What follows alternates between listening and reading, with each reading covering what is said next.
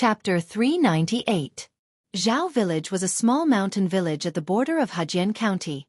The village was very small. A shout at the entrance of the village could be heard clearly at the end of the village. There were only 25 families in the village. If something big happened to any family, the news would spread throughout the village within an hour. In the past 6 months, the liveliest thing in the village was that Widow Zhao had picked up a wolf girl who didn't speak the human language. According to the analysis of the villagers, the wolf girl had been taken away by a female wolf who had lost her child when she was young and raised as her own child. Therefore, the wolf girl was very aggressive. She scratched whoever she caught. She didn't understand the human language, let alone speak it.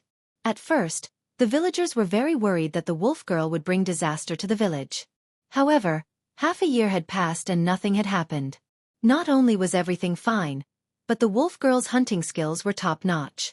She could go deep into the mountains to hunt every few days.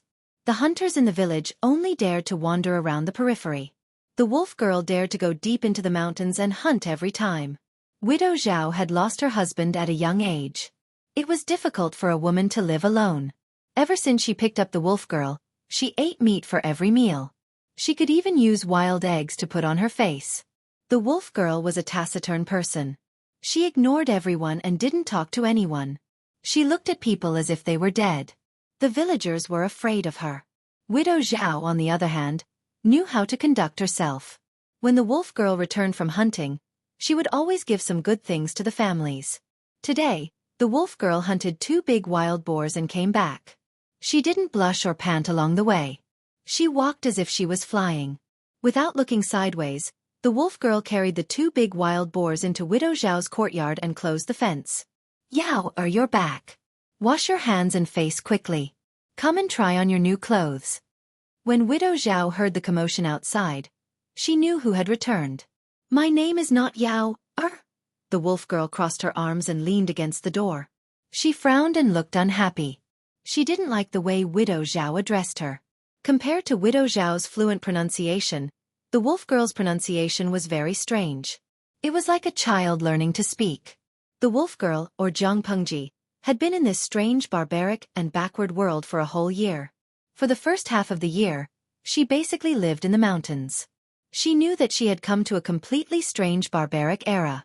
What was worse was that she couldn't speak the language of these backward humans. She was unable to communicate verbally, which meant that she couldn't quickly integrate into this society, let alone get the information she needed. Knowing Widow Zhao and being picked up by her was a complete accident. Jiang Pengji inexplicably became the so-called wolf girl. While she was envied and feared by the villagers, she was also envied. Towards the filthy thoughts of these ancient humans, she only sneered coldly, feeling extremely disgusted with conversing with them. Widow Zhao, on the other hand, mediated between the two so that she could continue living in the village. Widow Zhao was an enthusiastic person. She pulled her to make a comparison of the new clothes. "I see that you've been hunting in the mountains all day. You should at least change into a set of clean and light clothes. Don't be shy. Let me have a look." Jiang Pengji secretly rolled her eyes. She took the green robes and went to her room. "What about the pigs in the yard? I'll go kill them later. If the villagers want to buy it, sell it at a cheaper price. If you can't sell it, make it into dried meat." Jiang Pengji's voice was low and hoarse. It didn't sound like a girl's voice, but she was a real girl. Widow Zhao thought that such peaceful days would continue. If she saved for another 2 years, she would be able to gather a dowry for her youngest child and find a matchmaker to arrange a good marriage for her youngest child. Who knew that something unexpected would happen? That day, Jiang Pengji went hunting in the mountains as usual. She had a bountiful harvest. Just as she walked out of the forest, she saw an old man with a walking stick waiting outside. It was the village's Li Zheng. She had always been gentle towards the elderly and young children. "Li Zheng, are you looking for me?" Looking at his posture, something big must have happened. Jiang Pengji frowned. She had an ominous premonition. When Li Zheng saw her come out, he evaded her gaze. Youngest child. Something happened to Widow Zhao. Quickly go back and take a look." Jiang Pengji understood what he meant. She hurriedly put down the wild game in her hands and returned to Widow Zhao's house as fast as she could. The fisherman who fished out the body said that Widow Zhao had fallen into the water and drowned. However, when Jiang Pengji looked at her body, she discovered that she had been strangled to death and thrown into the water. She had even been ravaged by at least 3 men before her death. Who was she trying to fool with such obvious marks? Jiang Pengji's expression was so grave that it could drip water. However, the people around her said that she was an untamed wolf. Widow Zhao had treated her so well. Now that she was dead, she didn't even cry. She was simply an ingrate. Jiang Pengji understood what he meant, but she found it ridiculous. Wasn't the best way to answer to the wrongly dead to prove her innocence? Cry. What was the use of crying? Using the excuse of keeping watch at night, Jiang Pengji carefully examined Widow Zhao's body and found a few key clues. She had endured it for a few days. After Widow Zhao's burial, she left Zhao village that night. After half a month of careful investigation, she locked onto 4 suspects. Given that the 4 of them had high social statuses and had attendance wherever they went, Jiang Pengji chose to assassinate them. When she killed the 4th person, there was a small problem. Lu Lanting, you be ****. You actually killed your illegitimate brother with your own hands? Lu Shi pointed at Jiang Pengji with a trembling finger. He was half sober. His eye bags were dark, and his footsteps were weak. It was obvious that he had been drained by alcohol and women. Jiang Pengji didn't like to kill innocent people. She came and went without a trace, so she wasn't afraid that Lu Shi would see her face. What Lu Lanting? She asked in a hoarse voice with a cold face. What illegitimate brother? Lu Shi looked at her in disbelief. Then, he looked at the lifeless body on the ground. While he was devastated, he was also furious. Be ****, if I don't kill you today, I won't be able to avenge my son. When Lu Shi was young, he was a famous playboy in Hejian. He was addicted to alcohol and women all day long. He had many wives and concubines in his backyard. He kidnapped countless women and killed even more. Perhaps it was retribution. After they got married, they only had 2 sons of concubines and a daughter of the first wife. One son of the concubine died young, and the other son of the second wife, who survived with great difficulty, became a golden lump. He and his concubines spoiled him to the point of lawlessness, and often did evil things to the common women. Both father and son were not good people, and they had many debts of human lives. As for the illegitimate daughter, she fell into the bandits' lair a year ago. It was said that she was no longer innocent. He felt ashamed, so he simply declared that she was dead and didn't send anyone to look for her. Unexpectedly, she came back a year later and took her illegitimate brother's life. Jiang Pengji frowned. She had a good memory. On the first day she came to this world, she saved a group of girls who were being bullied by bandits. When those girls called her, they did pronounce her name, Lanting. Could it be the name of the original owner of this body? I don't know who Lanting is. I only know that the B*** lying on the ground and the other 3 B*** killed the most important person to me in this world. He committed a crime. According to the federal law, rape and murder are capital crimes. Jiang Pengji jumped onto the eaves and used her right hand to grab a stone from the cloth bag around her waist. She hit Lu Shi and knocked him out. After that, she re-entered the forest and lived a carefree life like a savage. If there were no accidents, it would have been a good life. Unfortunately, her neighbors were the bandits who came looking for trouble. Jiang Pengji single-handedly challenged the entire bandit village. Although she didn't kill anyone, every bandit was injured.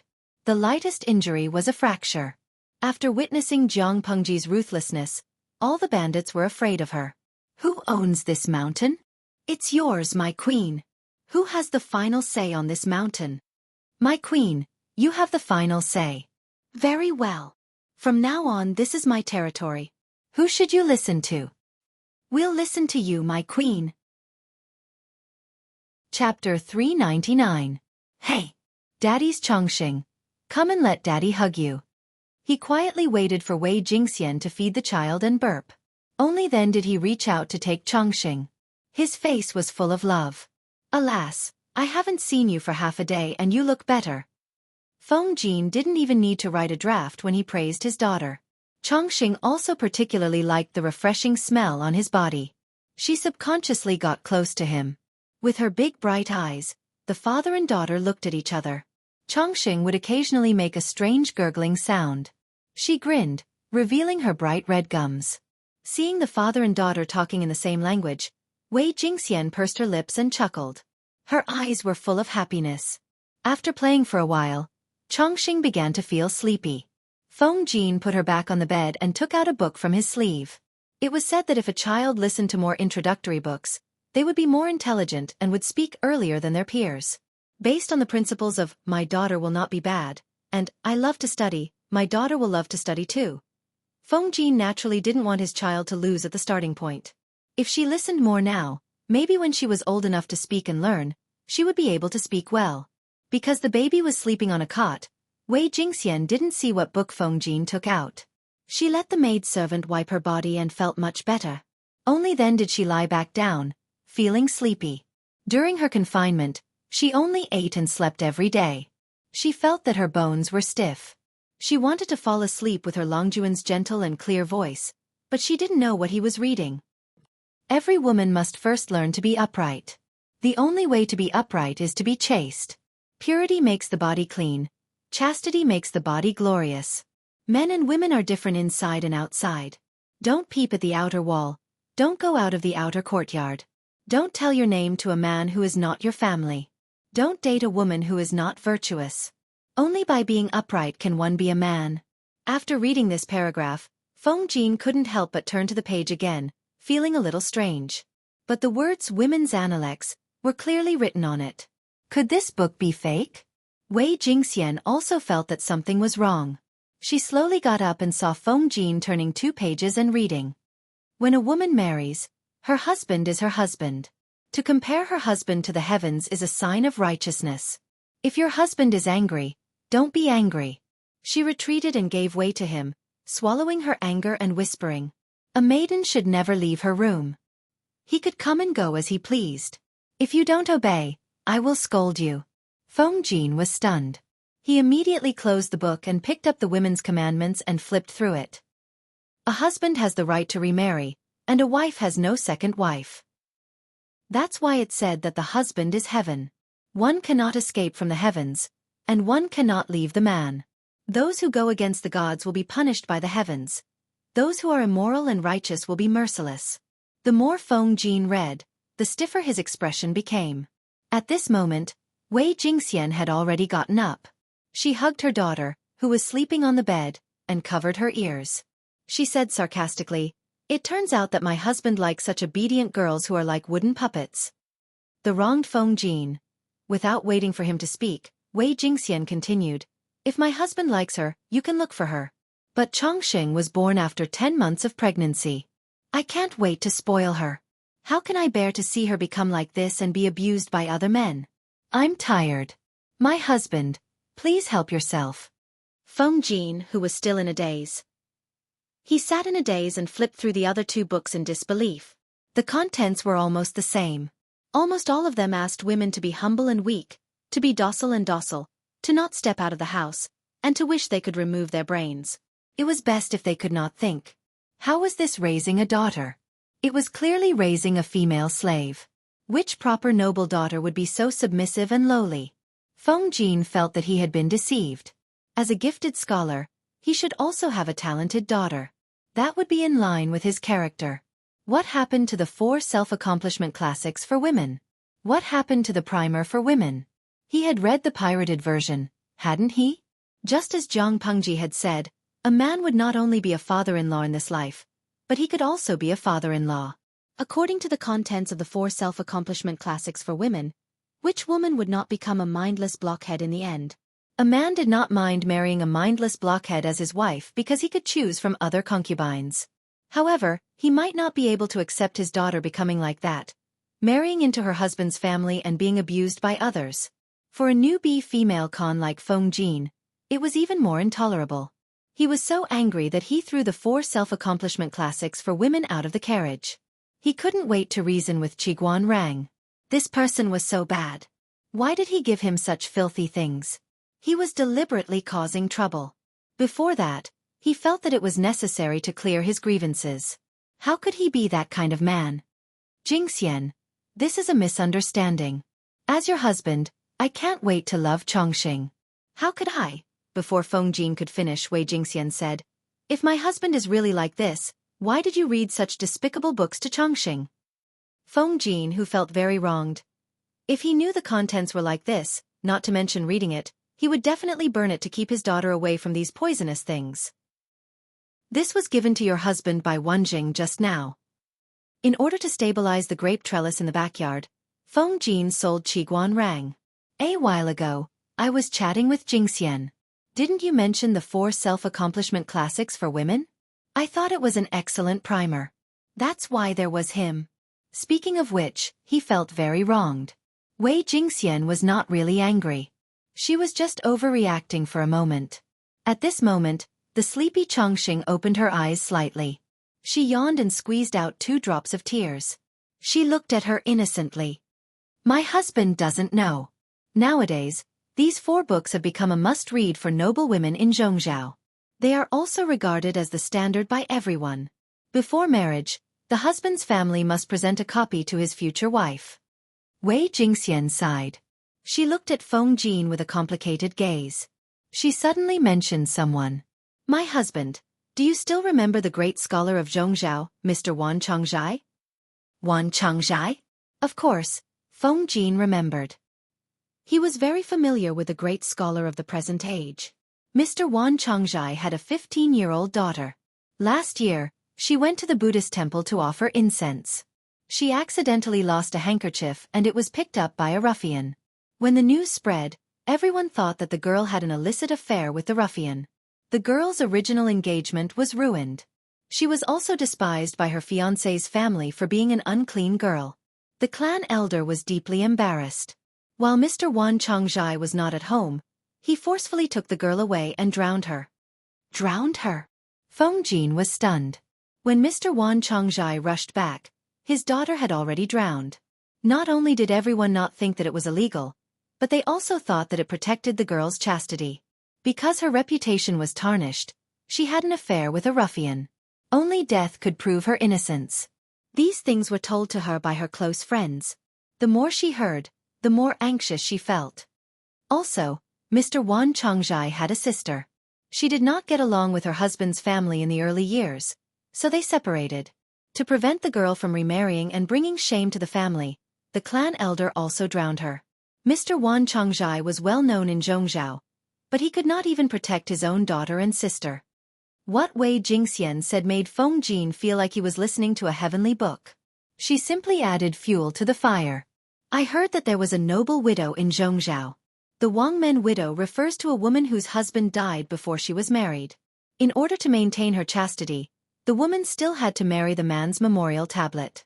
Hence, she was called the Wangmen widow. The husband's parents felt that their son had passed away and were worried that their daughter-in-law would not be content with her marriage and would not be willing to maintain her chastity for their son. Not to mention having an affair with another man, they did not even allow the daughter-in-law to self-destruct.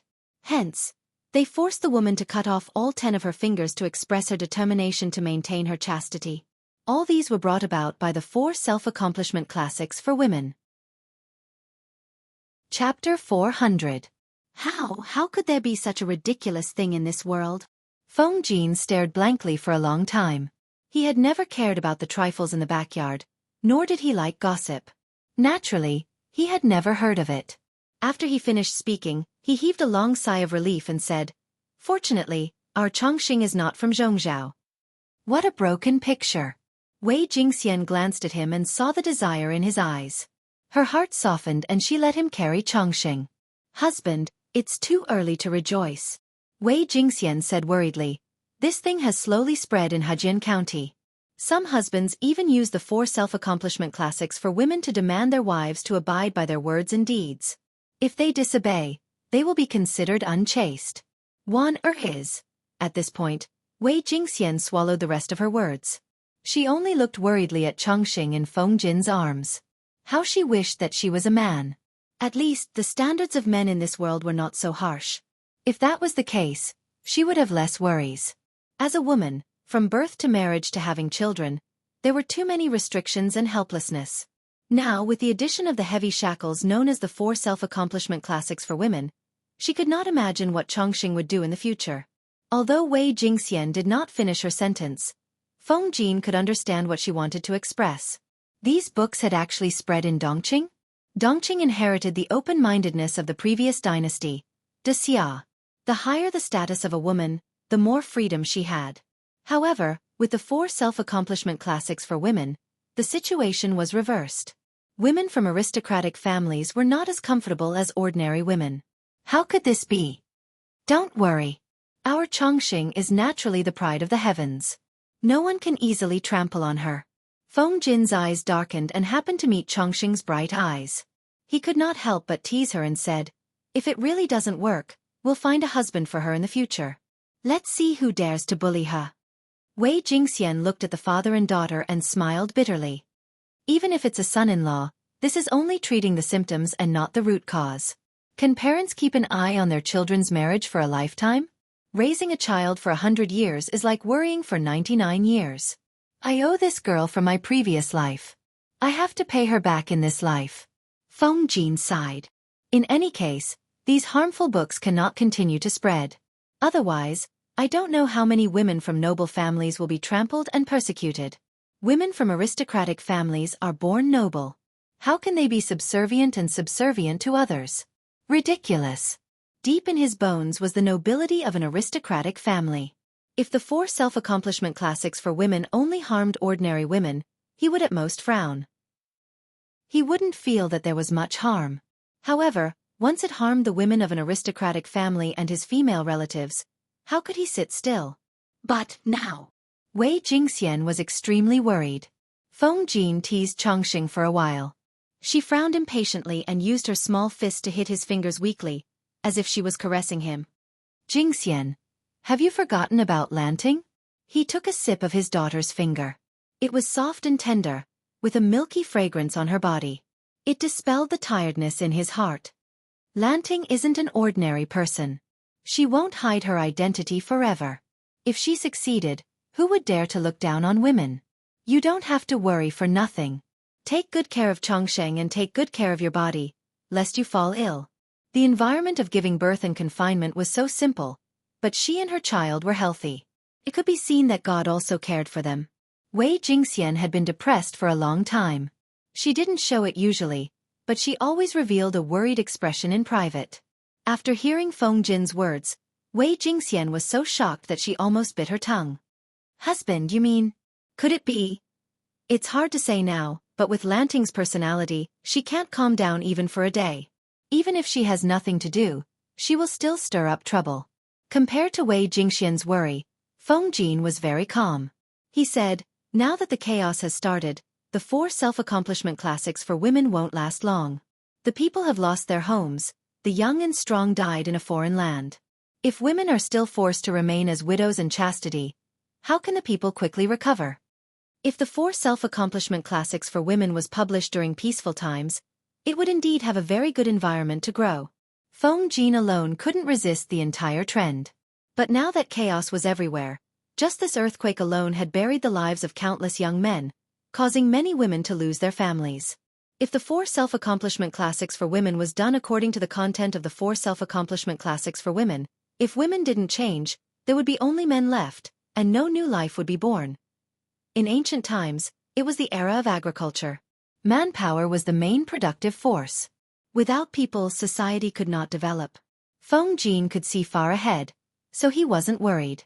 Unless Zhongzhou unified the 5 countries, the 4 self-accomplishment classics for women would not be completely popularized in the next 100 years. Thinking of this, Feng Jin searched for information related to Zhongzhou in his mind, and a mocking smile appeared at the corner of his lips. "Jingxian, don't worry. Our Chongqing will be good in the future."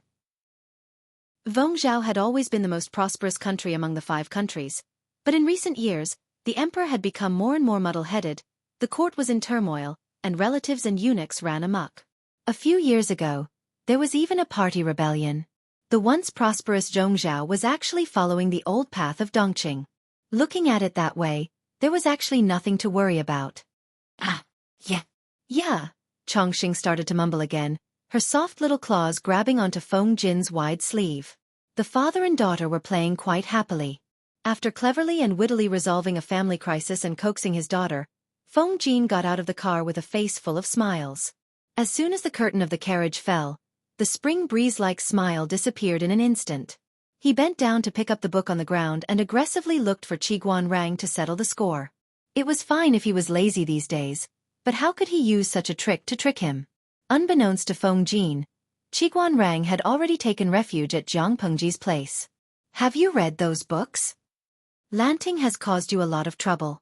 When Huayu comes later, you have to help her.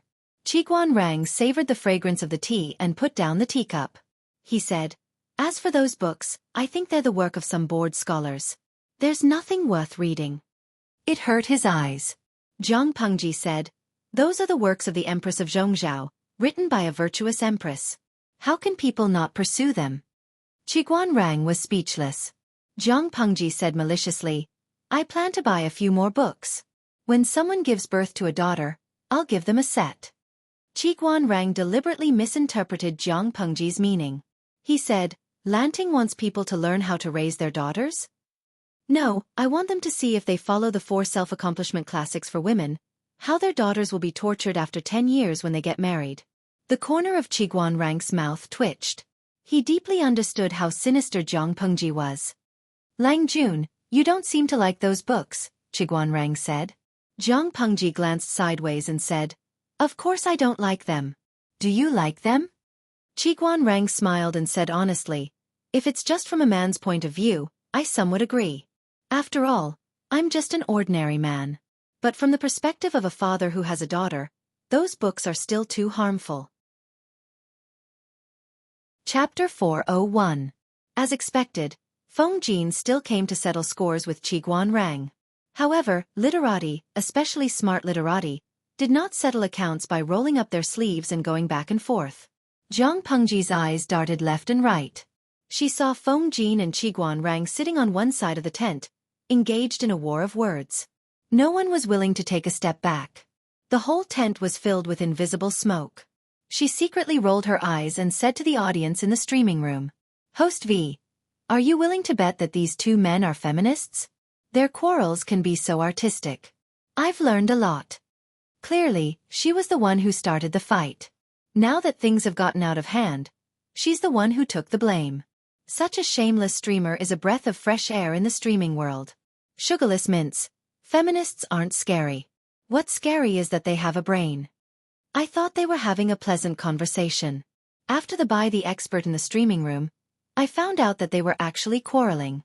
The ancient scholars are really scary. Their quarrels can be so artistic. Shimi Dideo. Artistic is not scary. What's scary is that you don't understand and think they're praising you. That's embarrassing. Dideo. Don't you think the streamer is the worst one? She was the one who started the quarrel. Jiang Pengji rested her chin on her hand. Whether it was Qiguanrang or Feng Jin, they wouldn't take the initiative to fight her. They couldn't beat them. After arguing for half a day, the 2 of them, who were evenly matched, decided to stop fighting. They brewed tea and enjoyed it. There was no sign of the previous fight. Jiang Pengji rolled her eyes. She didn't really understand the way scholars quarrel. The medical technology of the ancient times was very backward. There were too many patients, and the doctors could not handle all of them. Many of the more serious patients could not hold on at all, and breathed their last unwillingly. Those with lighter injuries recovered very quickly, and it would not be a problem for them to continue their journey. After a few days, Jiang Pengji buried the dead people and ordered people to set off. Riding on white and wearing cool wooden clogs, Jiang Pengji cleared the way in front. A few slow carriages followed behind. The carriages contained food, herbs, and the more seriously injured people. The rest of the people rode horses if they could. If they couldn't, they walked. The people packed their bags and followed behind. Jiang Pengji specially arranged 2/3 of the troops and imperial guards to protect them. Meng Han led the scouts ahead and reported the situation every 15 minutes. Feng Jin rode a maroon horse and went forward to ask Jiang Pengji. I heard from the troops in Fengyi County that people have succumbed to the plague. Do you want to consider changing the route and detour to Xiangyang district? The people behind us are not suitable to go to the epidemic area. If they get infected, there will be unnecessary deaths and injuries. Jiang Pengji understood that in ancient times, there was no specific medicine. These diseases were very scary. Once they spread, they could take away countless lives. She nodded and said, "Let's change our route to Xiangyang district. Let's settle these people down first before going to other places in Fengyi County." Epidemics were bound to occur after major disasters, but that was because they had not done a good job in sanitation and epidemic prevention. Jiang Pengji acted in time and chose to bury the corpses. She sprinkled lime on the corpses to reduce the possibility of the corpses burying into the soil. The campsite was frequently cleaned, and the injured's belongings were disinfected with mugwort water. Coupled with God's grace, there were no epidemics in Shangjing. However, it was different in Fengyi County. According to the troops in charge of disaster relief, many corpses were strewn on the streets. Water from rotting corpses was everywhere. Wild cats and dogs gnawed on the corpses. In the end, not only was the river polluted, but even the people's daily water supply was not clean. Under such circumstances, it was difficult for epidemics to not break out in the scorching summer. Jiang Pengji could only order the troops to be careful. They had to pay attention to the food and water that passed through their mouths every day. The mugwort water and reed water had not been cut off. Only by protecting their own lives could they save more people. Xueqi frowned and added, "If we do that, Lang Jun must remember to write a letter to the other district magistrates. You must also inform the chief of Fengyi County. Otherwise, with thousands of troops by your side, it will definitely arouse their suspicion and panic." Jiang Pengji was now only the district magistrate of Xiangyang district. She was not the chief of Fengyi County. In theory, she could not run around outside of her own territory. Compared to these, Rang is more worried about the situation in Xiangyang district. Qiguan Rang joined the discussion out of boredom. He said with a solemn expression, "Xiangyang district is also affected by the earthquake. When the earthquake happened, there was no one in charge in Xiangyang district. It may have long been in a mess. We don't know what the situation over there is. If the plague spreads, Lanting will be busy for a long time." Fortunately, Xiangyang district was vast and sparsely populated. Even if there were heavy casualties among the people, it would not be able to cause a large-scale epidemic. Qiguan Rang thought calmly. His pure black eyes carried a chill that sent chills down one's spine. "I have already sent a small team to Xiangyang district to investigate the situation. There will be news in 2 days." Jiang Pengji naturally thought of these problems. Most of them were already prepared. To be honest, with such a worry-free future lord, Xueqi and the rest felt rather relaxed. A godlike lord was always better than a pig-like one. If she could change her bad temper, it would probably be even more perfect. When Jiang Pengji brought nearly 20,000 people to Xiangyang district, Wei Ci fell ill on the way. He had a high fever for 2 days and almost burned his brain. Cough, cough, cough. His exquisite and perfect face quickly thinned under the torture of illness. But a beauty was a beauty. Even if he was sick, he still had a beauty that made people lose their minds. Wei Ci got up with difficulty. He drank the bowl of black medicine and almost vomited it out of disgust. "Sai, I really don't know why you are in such a hurry." Zhang Ping helplessly helped him lie down. He asked the boy servant to bring some candied plums. "Since the earthquake that day, I feel that you have something buried in your heart. You have been traveling day and night without caring about your health. You have finally fallen ill, haven't you?" Wei Ci felt his whole body heat up. His high fever had yet to subside. Even his vision was blurry. "Shiheng, I am fine," Zhang Ping tutored. "You are fine? If your fever doesn't subside, your brain will be cooked and served on the table." If he had not gone on this journey with Wei Ci, who knew if this person would have fallen sick halfway through the journey and died in some desolate wilderness? He had never seen someone who did not take care of his body. Wei Ci's body was not strong to begin with. Now that he was acting so recklessly, he was courting death. He still had a high fever. The breath he exhaled was boiling hot. Wei Ci did not even dare to sleep. Once he fell asleep, he would have all kinds of nightmares. It made him unusually tired. Not only did his condition not improve, it worsened. With his current condition, Zhang Ping would not allow Wei Ci to continue traveling. The two of them and the servant simply stayed in the guest house. The next day, Zhang Ping heard a monk begging for alms outside. He seemed to want to stay for the night. The owner of the house declined politely. There were no more spare rooms. "May I ask if there is a young man with the surname Wei in your house?" Zhang Ping was about to boil the medicine when he heard the old monk outside asking the farmer with a smile. He immediately tensed up. An old monk. Chapter 402. Zhang Ping, who was just about to lift his foot, stopped. He stretched his ears to listen to the old monk's intentions. The owner thought for a while and said, "There is such a Lang Jun. Do you know him?" The old monk twirled his Buddhist beads and said, "I am fated to meet him. I wonder if you could pass on a message?" Before the owner could decide whether to agree or reject, Zhang Ping walked out. "Is the person you are looking for Xiao?"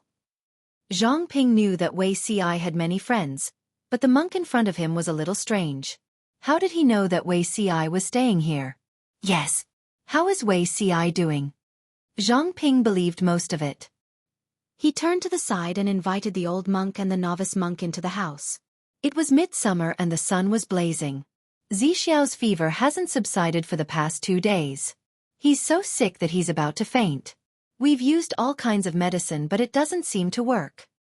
Zhang Ping frowned and said, "Maybe there aren't any good doctors in this small place.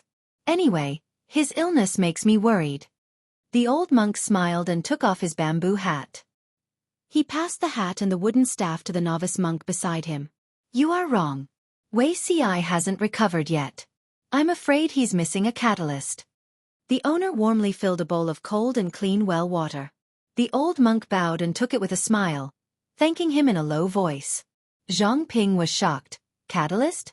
The doctor didn't say that the prescription is missing any catalyst. The old monk drank 2 mouthfuls and passed the bowl to the thirsty novice monk. The child took it and gulped it down. "This is a catalyst to treat mental illness." The old monk looked benevolent. He lowered his head and asked the novice monk, "Have you had enough?" The novice monk nodded shyly and passed the bowl back to the owner politely. Zhang Ping was even more confused. Mental illness? The old monk said, "Wei Ci is still suffering from a serious illness. It's not because of his body. I'm afraid it's because of his heart." The more Zhang Ping listened, the more he felt that something was wrong. He could not help but slow down his pace as he led the way. He had been staying here with the sick Wei Ci for 3 days and had never seen this old monk. The moment the other party came, he started talking endlessly as if he knew everything. It was simply not normal. But on second thought, Wei Ci was an evildoer. How could the friend he befriended be normal? "Grandmaster, please wait a moment. I'll go and wake Xiao up." Walking to the door, Zhang Ping nodded at the old monk, then pushed the door open. Wei Ci's face was flushed from the fever, his lips were chapped. Even with his eyes closed it was difficult to hide the haggardness and sickness in his eyes. "Xiao? Wake up." What's wrong?" Wei Ci opened his eyes in a daze. His eyelids seemed to be filled with lead water and it was very difficult to open them. "A grandmaster who claims to be your friend has come to see you." When Zhang Ping said this, he felt a little strange. Although Wei Ci was very sick, he could tell that something was wrong. Just as he was about to speak, a shadow slowly elongated and approached. An amiable-looking old monk came uninvited and bowed to him. When Zhang Ping saw the shadow, he was so shocked that he turned around abruptly. He leaned to the side and took down the weapon on the rack, staring fiercely at the old monk. The old monk did not seem to realize that he had startled Wei Ci. He sat straight down and said to Wei Ci, "My Buddhist name is Liaochen. My Buddhist name is Liaochen, from Hejian County." Hearing Hejian County, Wei Ci's eyes brightened, indicating to Zhang Ping that he did not need to be so paranoid. "Grandmaster, please forgive me. I'm very sick now and am unable to get up to return the greeting." Wei Ci secretly bit the tip of his tongue to make himself more clear-headed. He said in a hoarse voice, "Just now Shihing said that you know me, but I'm not muddle-headed from my illness. I don't remember when I met you." Monk Liaochen smiled with his eyes closed. He carefully scanned Wei Ci's face and understood. "Young friend, I've indeed never met you, but I do know someone who should be familiar with you."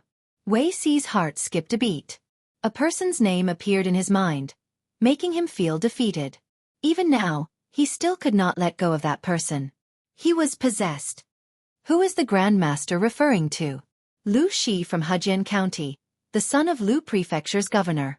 Judging from her appearance, She and you should have some fate in the mortal world.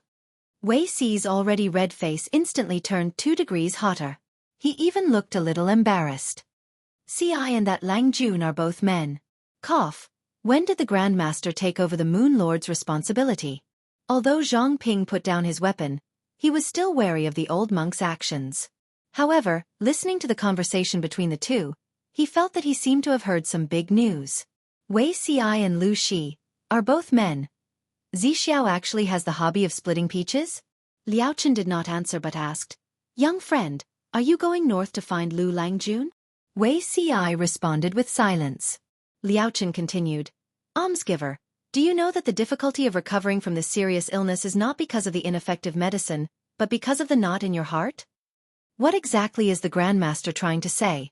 Just tell me." Wei Ci was slowly losing his patience.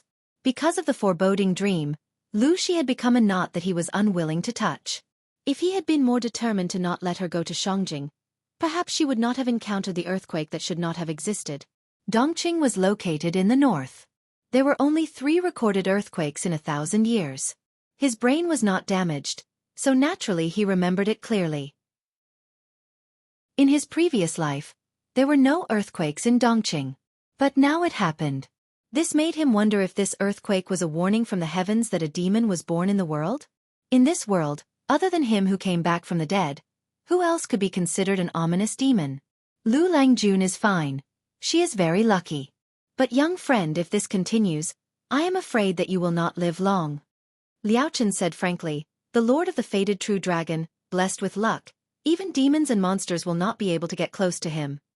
When Wei Ci heard this, he broke out in a cold sweat. If not for his weak body, he would have sat up in shock. Grandmaster, your words. Wei Ci looked at Liao Chen with a cold and frightening murderous intent. His face was still the same, but the aura around him was no longer gentle. Instead, it was threatening and sinister. Liao Chen said, "She is still alive. I did not come here to look for you. I just wanted to let you know. Young people are really more impetuous with each generation. Back then, Lu Zhongqing could still listen to me quietly." When he finished, he looked at Wei Ci with a look that said, "You are letting down the old man." Wei Ci responded with silence. "Fine, he'll shut up, all right? You can go on." A while ago, the earthquake suddenly happened. According to my prediction, I am afraid it was not a natural disaster, but a man-made disaster. Chapter 403. Monk Liao Chen did not mind Zhang Ping's doubts and continued, "I am an otherworldly person and should not interfere with the affairs of the mortal world. However, the demon caused chaos and stole the country's fate, causing the natural disasters to multiply and even the earthquake this time.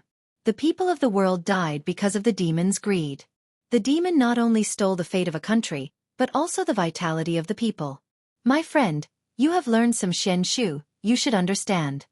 Wei Ci was scared by Liao Chen a few times and now his mind was much clearer. Who is that demon? Liao Chen shook his head and said, "I don't know. This demon is extremely cunning and we still don't know what he looks like." Wei Ci was shocked and said, "This demon actually dared to do this." He had learned Xianshu and naturally knew some unorthodox methods. Stealing and transferring fate were all evil techniques and almost no one had a good ending. Stealing a little could lead to the death of an entire family.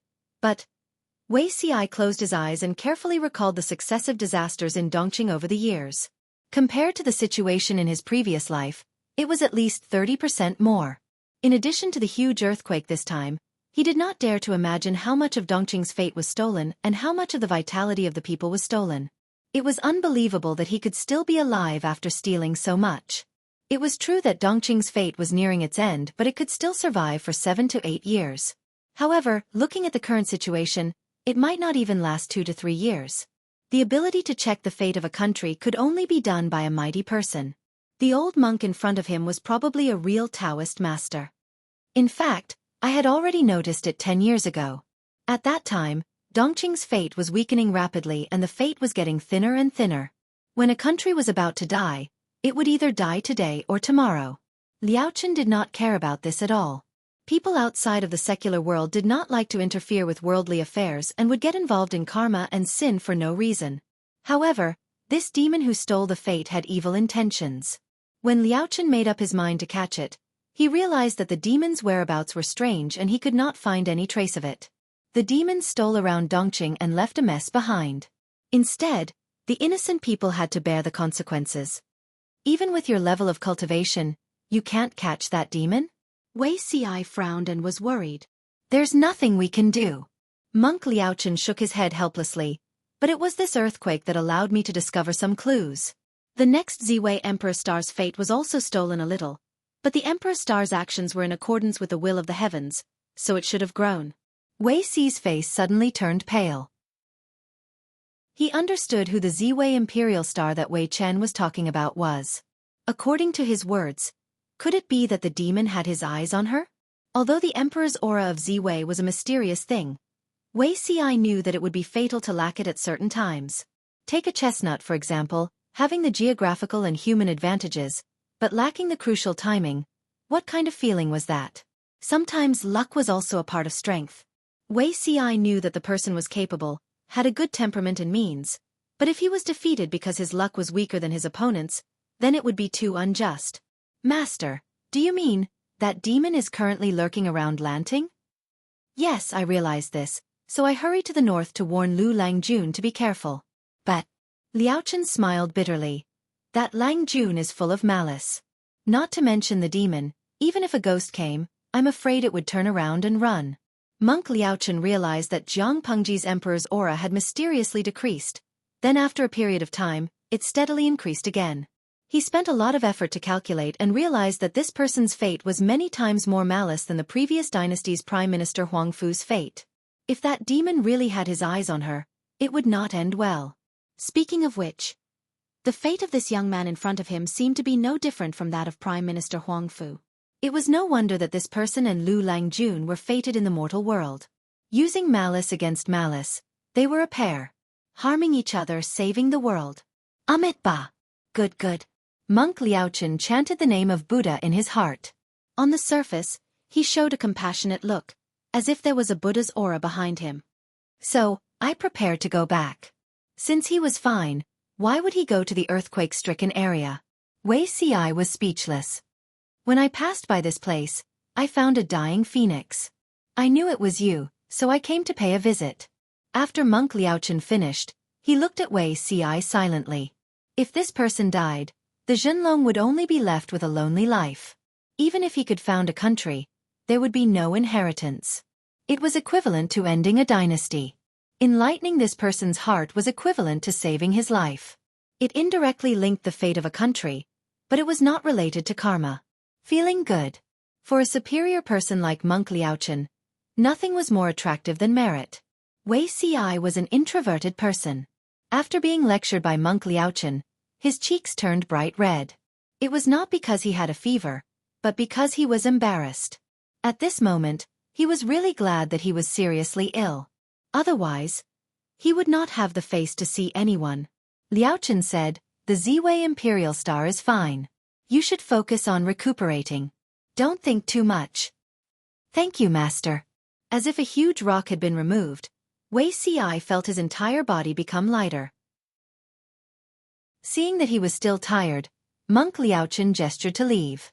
Zhang Ping stood up to send him off. Along the way, his expression was extremely conflicted. Monk Liaochen thanked the farmer for the 2 pancakes and a full water pouch. He took the bamboo hat and wooden staff from the young novice monk. "Farewell, almsgiver." Monk Liaochen was about to leave. "Wait, master." Zhang Ping stopped him and asked hesitantly, "Zixiao, he has the fate of a phoenix?" Since ancient times, when was there a man who was empress? Master Liaochen said, "The phoenix is a male bird." So, there was nothing wrong with the fate of a phoenix. Zhang Ping's expression became more conflicted, but he did not pursue the matter. Instead, he went back to take care of the patient with a heart full of worries. After Zhang Ping walked far away, the young novice monk raised his head and asked, "Abbot, why did that almsgiver look so pale?" Liaochen said seriously, "It's because he is not used to it." The young novice monk seemed to understand. Liaochen continued, "In the future, when you travel thousands of miles of mountains and rivers with your feet, you will be used to the misery of the world. Naturally, you will not be surprised." Zhang Ping felt that his worldview had been ruthlessly reshaped. After a few days, Wei Xi's sickly appearance had disappeared. Instead, he was the one who was conflicted. Besides, when Jiang Pengji led the people to Xiangyang district, they met many mobs along the way. But how could the unorganized and undisciplined mobs compare to the well-equipped imperial guards and the troops who were strong and capable in battle? With nearly 20,000 people, the marching speed was naturally not fast. Jiang Pengji was not in a hurry either. They walked during the day and rested after 3 meals. At night, they camped out for the night. Even the elderly and children could easily keep up with the troops. None of the injured people were left behind. It was another night in the open. The troops that were sent to Xiangyang district to spearhead the attack returned in a sorry state. When Jiang Pengji heard the news, she hurriedly sent someone over to report. Hearing that, she almost exploded. What? Jiang Pengji's voice suddenly rose. You said that bastard occupied my Xiangyang district? Chapter 404. Lang Jun. Be refined. Pay attention to your image. Xueqi couldn't help but cover his face. Was this the true face of a noble son of an aristocratic family? Feng Jin, who valued rules the most, secretly rejoiced. Fortunately, she said lousy instead of Laonyang. Otherwise, how would it have ended? Jiang Pengji calmed down for a while. She took a deep breath and suppressed the rising anger in her heart. She said to the troop with a cold face, "Don't be afraid. Tell me all the information you found."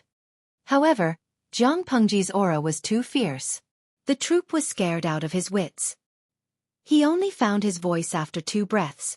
I obeyed your orders and went to Xiangyang district to gather information. However, when I arrived at the border of Xiangyang district, I found something wrong. I found many corpses of the people. They were all with their families. Their corpses were exposed in the wilderness.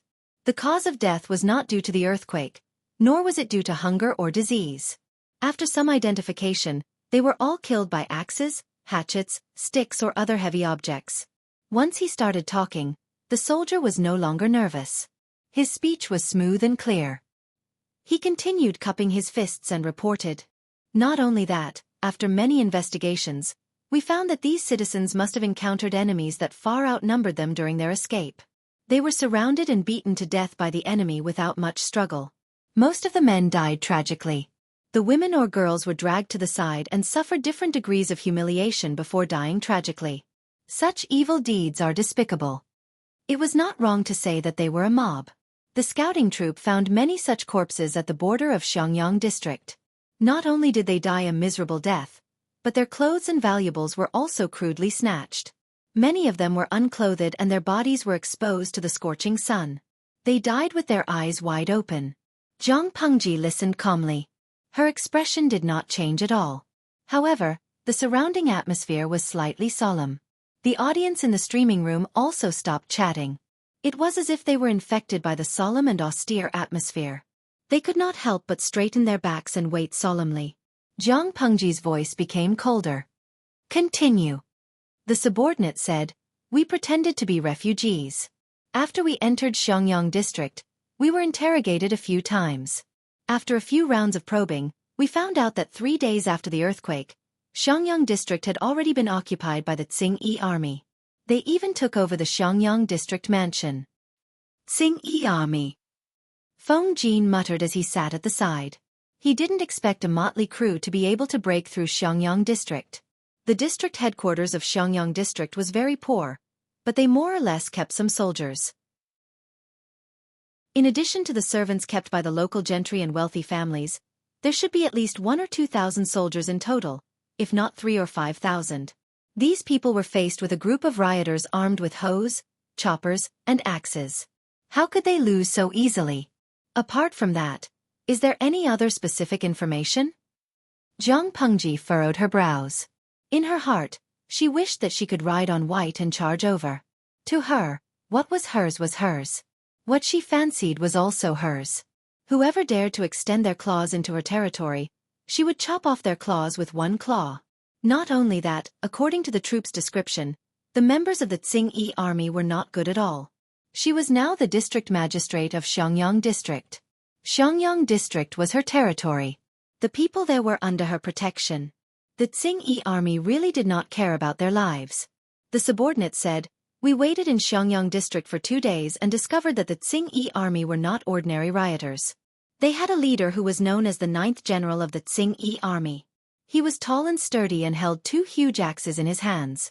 The main gate of the district headquarters of Xiangyang district was smashed by his axes. All the officials in Xiangyang district were murdered. The gentry and wealthy families were wiped out. There were countless deaths and injuries. The tragic scene that the troops saw was not just that. It was even more unsightly. The leader of the Xingyi army searched the houses of the gentry and wealthy families. The men who were taller than the shaft of the carriage were all beheaded. Those who were shorter were used as prostitutes. As for the women, not only were they tied together with hemp ropes, but they were also ordered to show their naked bodies and be used as the Xingyi army's military prostitutes. All members of the Xingyi army had the right to enjoy it. If anyone resisted, most of them would die without a complete corpse. The troops did not hide anything. They told her everything they saw and knew. Jiang Pengji smiled coldly and crushed the ceramic bowl in her hand. Even Feng Jin, who was usually calm and collected, had a murderous look on his face. The audience in the streaming room then completely reacted. It was the start of a war. Yang Kuaixian. Didn't they say that the Xingyi army were the people from before? Why are they so heartless? Tudo beef shredded Gafen. These evil deeds are not done by humans. They are a bunch of king beasts. Gue Kai Guofengxiu. Although I also feel that the Xingyi army is not human but a bunch of beasts, did you listen carefully to the troops' report? Personally, I think it's horrifying to think about it. The Xingyi army's origins are most likely bandits or robbers. The earthquake this time almost caused Wanzhou to collapse. The imperial court just moved the capital. If it wasn't for the streamer's report, I reckon even the people in Shangjing would have died. Due to the word limit, the audience member typed another paragraph at lightning speed. Gue Kai Guofengxiu, the Dongqing royal families in action, the emperor's fatuity and scoundrel became the last straw that drove these rioters crazy. Therefore, they raised their machetes and shoulder poles and took revenge crazily. They even committed such atrocities that go against humanity. By the way, the real ancient war was far crueler than this. If you don't believe me, you can check the 5 barbarians Luanhua to see what a 2-legged sheep is. Lao Ciji Lianming. I have a hunch that the streaming from now on will be very bloody. Young people who can bear it should stop streaming as soon as possible to avoid psychological trauma. Besides, regardless of whether the Xingyi army was once a victim, this is not a reason for them to be violent. The bullet screen almost covered the entire virtual screen. The comments were almost a page per second. Jiang Pengji did not have time to look at those records. She already had the intention to kill. The foreign rioters came to her territory and killed her people. If she did not kill them back, how could she be satisfied? Feng Jin saw through her thoughts. He looked down and said, "Lanting, we still have 2,000 troops in Fengyi County for disaster relief. Now we only have 1,000 troops and 1,000 imperial guards with us. All of them have traveled a long distance and are exhausted. However, there are more than 10,000 rioters from the Xingyi army. If we want to attack Xiangyang district, we must not act willfully and recklessly. We need to formulate a comprehensive plan. At least you have to settle down the people who follow you." "I know." Jiang Pengji clasped her fingers together as if she was deep in thought. If she did not bring nearly 20,000 people from Shangjing, she would have directly counted her men and killed her way to Xiangyang district. Attack and defense were 2 completely different concepts, especially when the defending side had many people and could also rely on the terrain of the houses. Chapter 405. To attack Xiangyang district, the first problem they faced was the disparity in numbers. This Xingyi army claims to have tens of thousands of people, but most of them are commoners. Their weapons are nothing more than choppers and axes. They don't have any armor and have no military discipline. Compared to them, both the troops and the imperial guards are considered elite soldiers. Feng Jin was the first to speak. He tried to build up their fighting spirit to increase their morale. "If we fight, we can fight." In reality, there was a disparity in strength between 2,000 and 10,000 people. However, their morale must not be low, or else they would not be able to fight. Qiguan Rang squinted his eyes as if he was thinking about something. After a while, Seeing that no one spoke, he broke the silence. His dark eyes fell on Jiang Pengji. Are you worried that we can't attack Xiangyang district? Jiang Pengji heard his words and loosened her interlocked fingers. She snorted contemptuously. Her tone was filled with arrogance. In the words of the audience in the streaming room, it was asking for a beating. 10,000 ants, a motley crew. What is there to be afraid of? She did not even bother to conceal the contempt in her words. In her eyes, let alone 10,000 Xingyi army, even if there were 10 times or 100 times more, ants would still be ants. Quantitative change could not promote qualitative change. She was once the commander of the Federal Army, commanded the most elite troops of the Federation and fought against the most tyrannical enemies. Would she be afraid of this? What a joke! Qiguan Rang waved his feather fan to disperse the heat in the tent. He smiled. Since you have such a fighting spirit, I am not worried. They were not afraid of arrogance, but they were afraid of cowardice. Jiang Pengji was the backbone of the group. If even she wavered, it would inevitably shake the hearts of the people. If you have any opinions, speak up one by one. Let's work together. Jiang Pengji's expression did not look like she was about to start a war. Instead, she looked very relaxed. But if one really knew her, one would definitely notice that she was unusually serious. As a qualified commander, she would not retreat just because the enemy was strong, nor would she be arrogant and conceited just because the enemy was weak. Regardless of whether the Xingyi army had 10,000 or 1,000 people, she would treat it seriously. Everyone looked at each other. They were somewhat surprised by Jiang Pengji's casual attitude. For example, Xueqi. He thought that based on Jiang Pengji's temper, she would be burning with rage and clamor to kill. But what happened? She was calmer than everyone else. The Xingyi army has already occupied Xiangyang district. It looks like they have the upper hand, but that's not the case. Xueqi glanced around. Seeing that they had no intention to speak, he decided to speak first. Xiangyang district has a vast land, the walls are continuous, the walls are tall and thick. There were 6 gates when it was first built. If we attack the city, the Xingyi army will certainly dispatch troops to guard everywhere. Once the troops are distributed, we don't have to worry about the number of people guarding the city.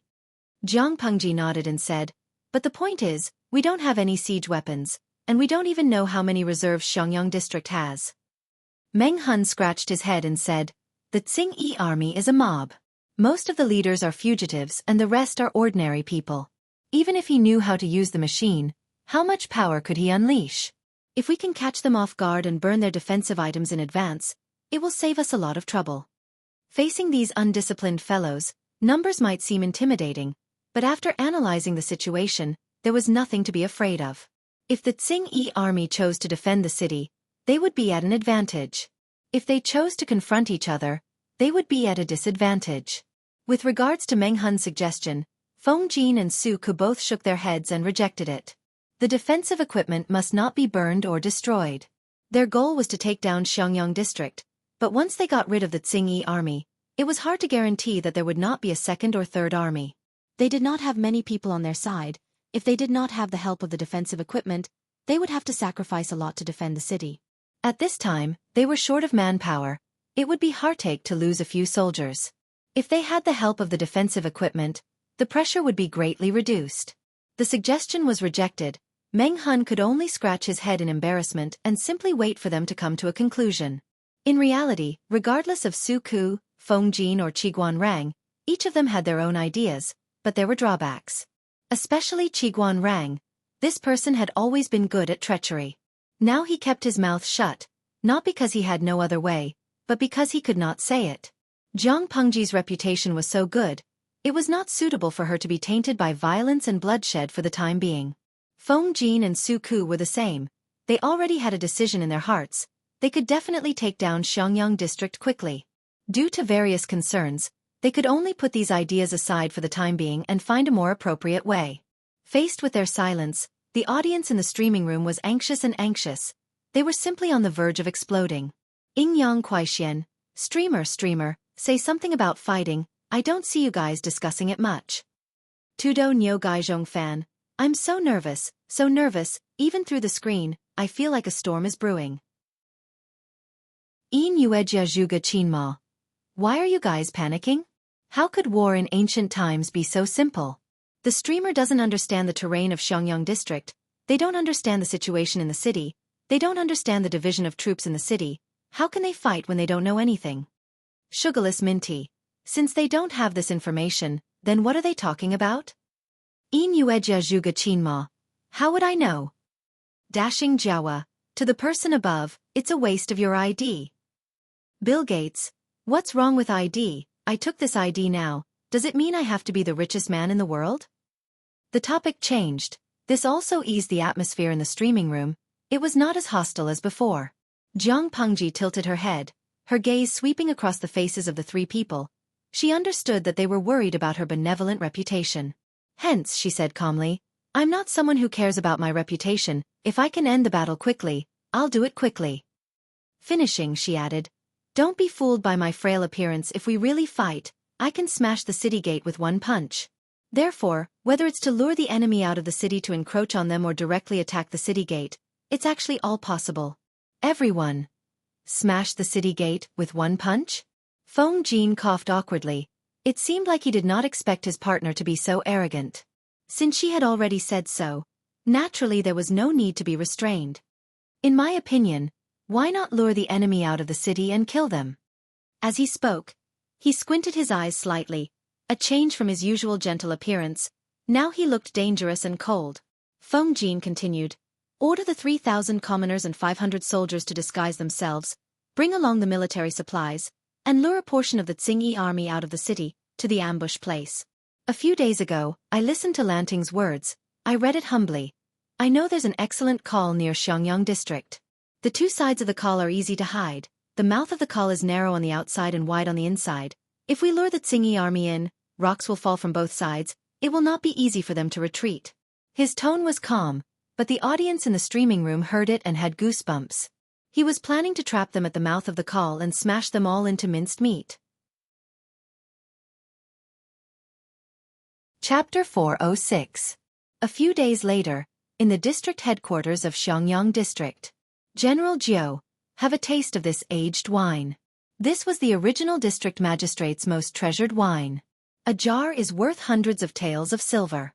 In my opinion, only a valiant and imposing man like the general is worthy of such fine wine. I'll serve it for you. The brown-clothed steward had a flattering smile on his face. He bent his back and bent his knees to pour wine for a burly man with a full beard. The man looked to be in his early 30s. His shoulders were extremely broad and the muscles on his body were like huge boulders. They were strong and muscular. His palms were wide and rough like a cattail leaf fan. The big bowl in his hand seemed to be pocket-sized and delicate. He was leaning on the seat of honor, holding two naked women in his arms. There was not a single part of their skin that was unharmed. The man used his free hand to fondle the women's bodies, and not long after, a brand new red mark was left. The two women were terrified. They could only bite their lower lips and shiver. They dared not resist or make a sound. Pfft, this is considered fine wine? It doesn't taste much better than what I've drunk before. The man took a sip. His ferocious face hardened. He spat out all the wine in his mouth and threw the wine bowl in his hands to pieces. The man was rough and burly. He looked like a small mountain of flesh as he sat there. He alone was equivalent to 4 of them. The brown-clothed steward was so frightened that his legs trembled. He almost threw the jar of wine in his arms to the ground. Get lost, you useless coward. Don't hinder me from enjoying myself. The man waved his large palm and pushed the brown-clothed steward away. He did not use much strength, but the other party fell backward and rolled around violently. He fell so hard that even his teeth were loose. Seeing this, the man laughed heartily. His voice was like thunder. Even standing outside the courtyard, one could hear the man's presumptuous laughter. The brown-clothed steward staggered up and limped away. Behind him, the sound of 2 women sobbing and panting could be faintly heard. This was originally the residence of the district magistrate of Xiangyang district. The 2 beautiful women inside were the beloved concubines of a wealthy merchant in Xiangyang district. As for the man seeking pleasure inside, he was the leader of the Tsingyi army, General Jiu. Just as Feng Jin and the rest had said, the leader of the Tsingyi army was originally a bandit from the mountains. Usually, he was full of evil deeds.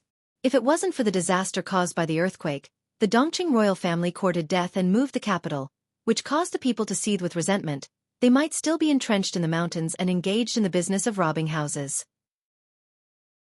Now that they had risen up in revolt, they were instead sought after by a large number of commoners. With a shake of their bodies, they proclaimed themselves generals, and could be said to be in high spirits. The so-called 9 generals of the Xueqi army, who gave themselves the title of Flying Tiger, were originally just villagers in the mountains. One day, when he was drunk, his lust was aroused and he molested his neighbor's daughter.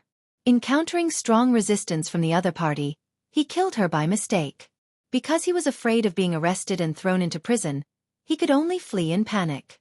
In the end, he became a bandit. Living in a house that he once couldn't get close to, sleeping with a woman who once only appeared in his dreams, there was no need to mention how carefree and unrestrained his life was. Report. General Jiu was having fun when a member of the Xueqi army came to deliver a message. Displeased, he got up from the woman's body and shouted, "What report? What happened this time?" Reporting to General, "We found a big fish outside the city." That person smiled and raised his head. He was originally General Jiu's trusted aide from the bandits' lair, so he was not afraid of General Jiu, who had killed countless people. "According to my brothers, it should be the cook who transported the supplies for the imperial court." The imperial court.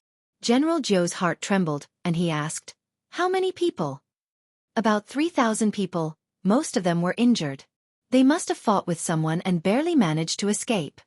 The messenger continued, "There are at least 100 wagons transporting the supplies. We secretly went to the places they passed by to check, and all that was spilled was rice."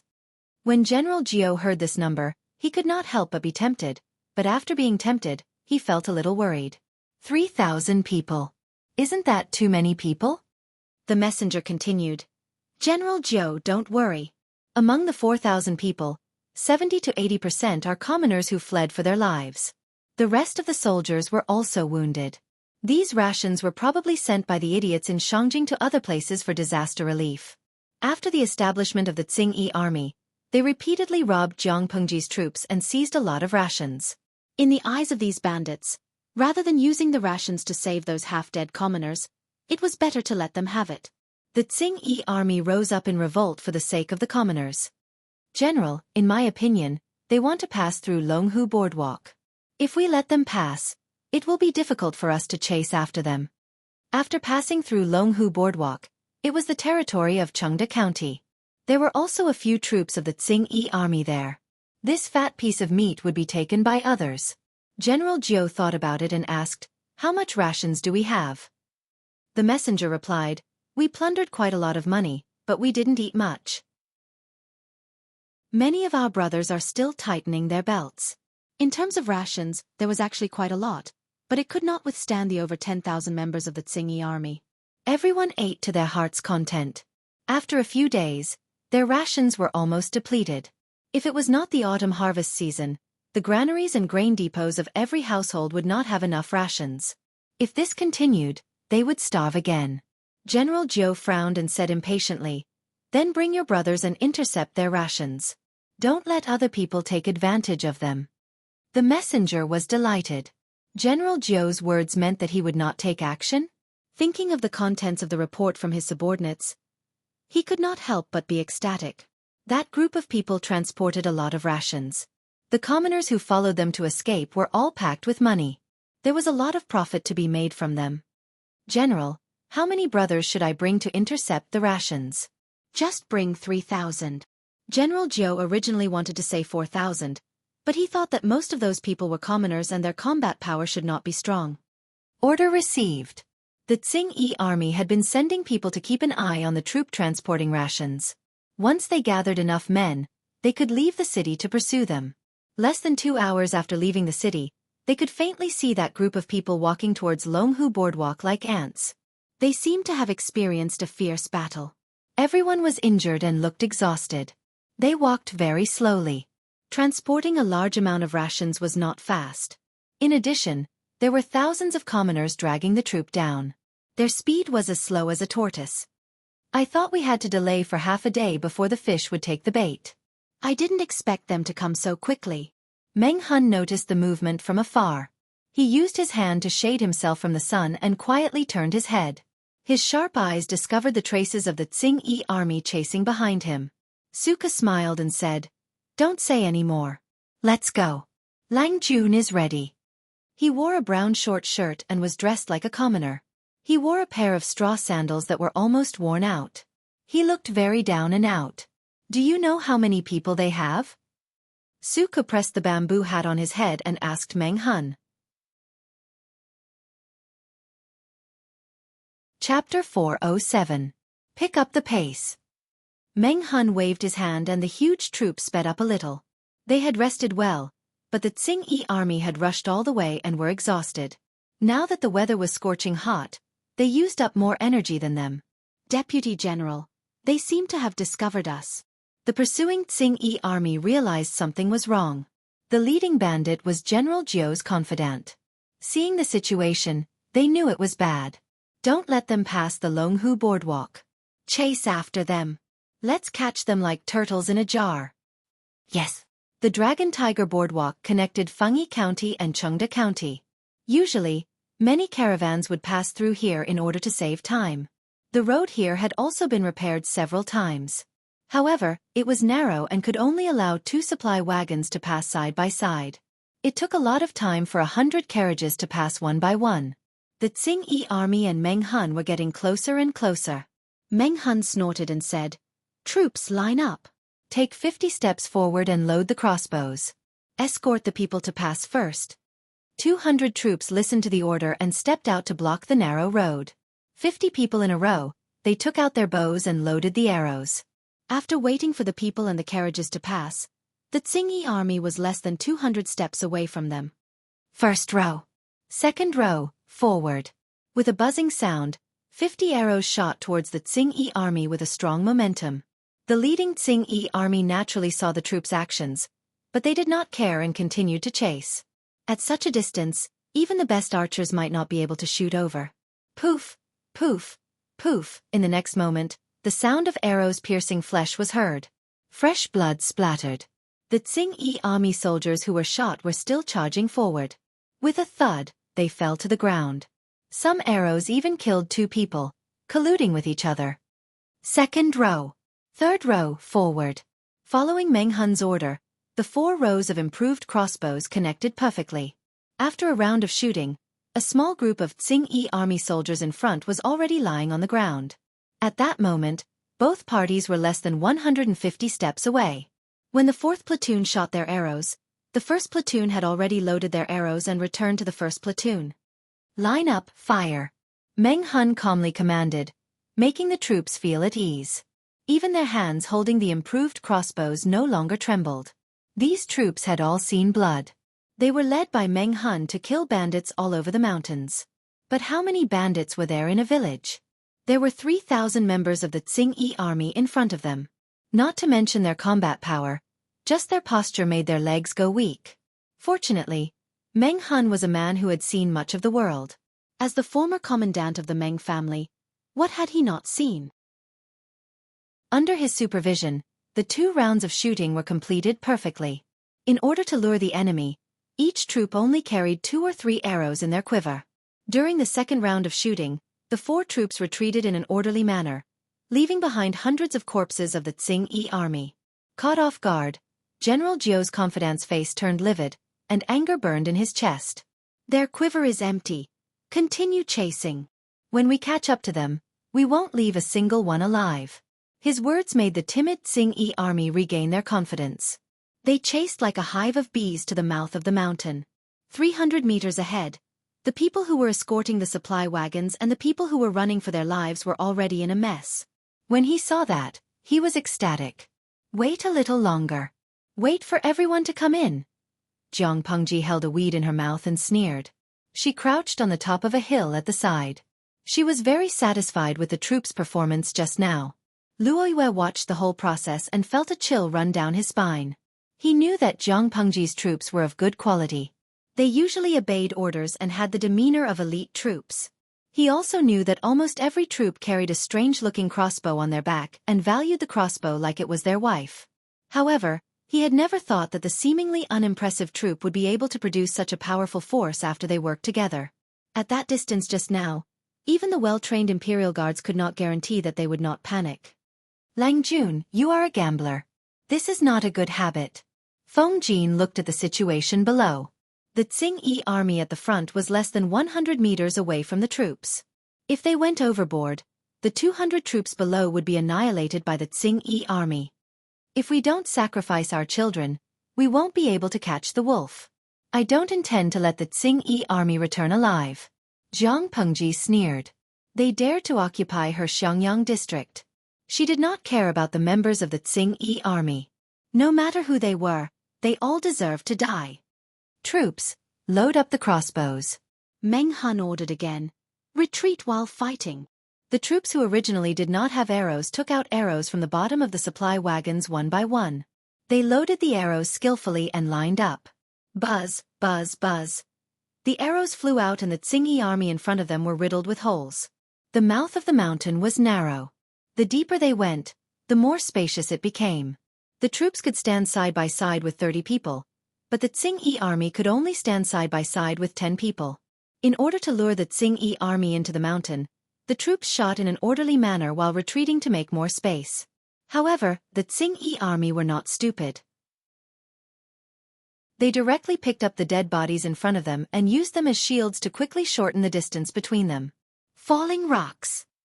Zhang Pengji snorted coldly. Countless rocks fell from the top of the mountain. Seal the mouth.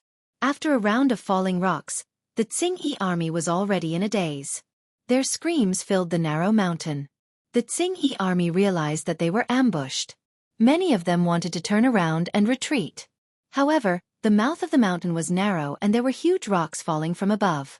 The mouth of the mountain was blocked and the way of retreat was also blocked. Troops, load up the crossbows. Shoot. Zhang Pengji ordered. The 800 troops lying in ambush at the top of the mountain did as she said.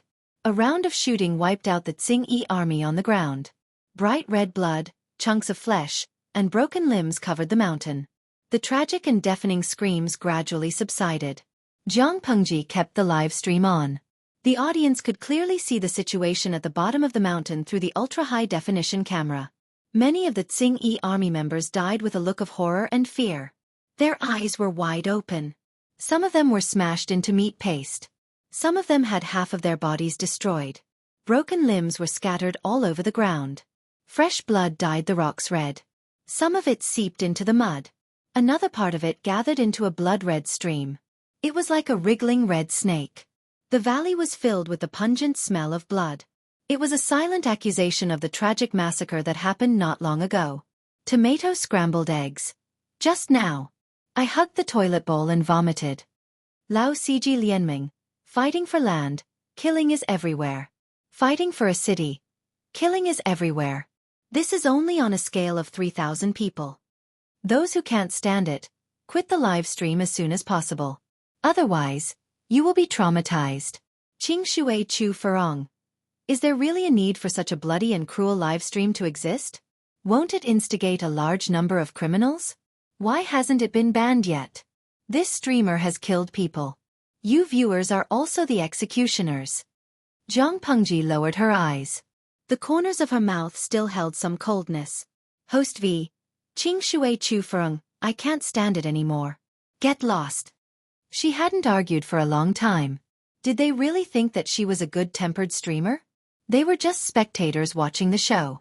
She got along well with some viewers without any issues of principle, but it didn't mean that she liked the entire audience in the live stream. Don't use your high and mighty attitude to tell me what to do. Chapter 408. Troops, clean up the battlefield. Retrieve all the arrows that can be retrieved. Zhang Pengji spat out the wild grass in her mouth. She stood straight and looked into the distance. She could faintly see the city standing on the horizon. Clean up the battlefield, then set up camp and rest. Once we're full, we'll attack the city at night. Feng Jin frowned. Attack the city at night? That's not appropriate. Zhang Pengji smiled and said, It's very disadvantageous for us to fight at night, but it's even more disadvantageous for them. Feng Jin opened his mouth and wanted to stop Jiang Pengji from taking the risk. They had too few troops on hand and could not afford to gamble. Don't worry, Huayu. I'm not a brainless boar. Since we've decided to attack the city at night, we have a certain degree of confidence. Jiang Pengji's troops were not limited to one type of soldier. Instead, they were more versatile.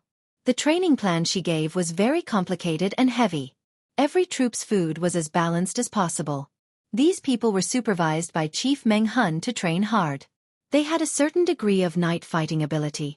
Many people in ancient times had varying degrees of night blindness because of the unbalanced nutrition of their food. Especially the people who were born into poverty, they often had no food to fill their stomachs during natural disasters and droughts. Not to mention the pursuit of balanced nutrition. The proportion of people with night blindness was very high. Since Jiang Pengji was determined to conquer the 9 states and pursue the position of hegemon, how could she not do anything? She did not waste the 3 years she spent in Langyi. Fighting at night, the enemy weakened while we strengthened. 1,000 troops could unleash a considerable combat power. Luo Yue led the Imperial Guards to help the troops clean up the battlefield. This time, the troops contributed the most to killing the Xueqi army. The Imperial Guards, on the other hand, were like decorations. He took the initiative to look for Jiang Pengji and asked, "Is there anything I can do for you?" Jiang Pengji said, "Of course there is. I've entrusted the safety of tens of thousands of people to you." Luo Yue opened his mouth a few times. He wanted to join in the attack at night, but the words were stuck on the tip of his tongue and he could not say it. She led her troops to charge and kill the enemy. His Imperial Guards would protect them from behind. Anyone with a discerning eye would know which side was safer. Jiang Pengji looked at Luo Yue and asked with concern, "Is there anything else?" Luo Yue shook his head and said, "No, I won't disturb you anymore." The corpses of 3,000 members of the Xueqi army were moved to the entrance of the mountain, covered with dry and flammable straw, and burned to ashes. Jiang Pengji ordered her men to burn the corpses and clean them up. No one objected. There was no need to pay too much attention to the enemy's corpse. Now that it was a hot summer day, the corpses would easily attract mosquitoes and flies, and they would rot very quickly. If they were not dealt with as soon as possible, there would be an epidemic. Lang Jun had emphasized it again and again, so naturally, no one would argue with her. When they set up camp on the spot and cleaned up the battlefield, they found a few horses on the side of the Xueqi army. However, these horses were either dead or seriously injured. Jiang Pengji ordered people to slaughter these horses and boil them into meat soup. She then sent it to the people who cooperated with them. The commoners were still in shock. To be honest, they were not very willing to be bait. After all, they were risking their lives. However, when they found out that the troops had cooked food for them after setting up camp, and even slaughtered horses to make meat soup, and that the people who had been fighting for the whole afternoon were still hungry. For a moment, many people's eyes turned red, and the little bit of resentment in their hearts disappeared, and they couldn't help but feel ashamed. Jiang Pengji, on the other hand, did not have much emotion. She took the meat porridge from the troops and gulped it down. In ancient times, seasonings were very scarce. Now that they were on the march, they brought some salt at most, but it really didn't taste very good. However, there was nothing to be picky about. Even Feng Jin, a serious aristocrat, did not complain, so Jiang Pengji would not complain. Qiguan Rang had already brought the remaining people to meet up with Jiang Pengji. Rang saw the flames from afar. "I think Lang Jun won a big victory this time." Qiguan Rang no longer looked like a refined scholar. The wooden clogs on his feet had been replaced by thick straw sandals. His clothes had also become brown, which made it easier for him to move. His black hair was tied up with hemp rope made of straw. Except for his temperament, he looked like a farmer. Indeed, thanks to the enemy's stupidity, we won with ease. Jiang Pengji got up and hung the broadsword on her waist. She also picked 2 short swords that were 1 foot long and placed them in a convenient position. The broadsword was usually hung in the room as a decoration. Today, she finally used it to kill the enemy. Qiguan Rang handed Jiang Pengji a bow and a quiver of arrows. "Lang Jun, you must be careful tonight. If anything happened to her, everyone present would probably break up and their future would be bleak. Just wait for my good news." Jiang Pengji smiled, took the bow and arrows, and carried them on her back. The quiver was also filled with arrows. Her long hair was tied into a ponytail with a hair tie and then tied with a cloth. She looked elegant and neat. Looking at her current attire, she was like a free and easy ranger who walked out of a street story instead of a well-read scholar. Jiang Pengji suddenly thought of something and added a sentence. Oh yes, the 3,000 members of the Xueqi army were all buried here. They may have sent people out of the city to investigate. Be careful of a night attack. Qiguan Rang could see the flames rising from the call from afar. It was hard to guarantee that the Xueqi army in the city did not notice. It was better to be safe than sorry. Since Jiang Pengji brought the people of Shangjing out, she had the responsibility to ensure their safety. Qiguan Rang solemnly bowed with his hands folded in front. Don't worry, Lang Jun. I swear to guard this place with my life and quietly wait for your good news. With the few of you guarding the rear, I definitely won't worry. Jiang Pengji certainly could not bring the few literati along for the night attack. She might as well let them lead 1,000 imperial guards to protect the people. The terrain here was higher and they could see in all directions. If the Xueqi army tried to launch a sneak attack, they could rely on the terrain to resist for a long time. Troops, depart. When the sun gradually set in the west, the hot wind gradually cooled. Jiang Pengji and the others could already see the tall city walls. In another place, the Xueqi army guarding the city had long noticed the unusual smoke in the distance and informed General Jiu about it. General Jiu held a banquet in the district magistrate's residence for the meritorious officials. He drank wine and ate meat in big mouthfuls. He watched beautiful women dance. If he was excited, he would directly pull one into his arms for fun. The entire hall was filled with the fragrance of wine and meat, as well as the smell of lust. Even from afar, one could hear the rough and unbridled laughter of the men and the trembling pleas of the women. What's the big deal?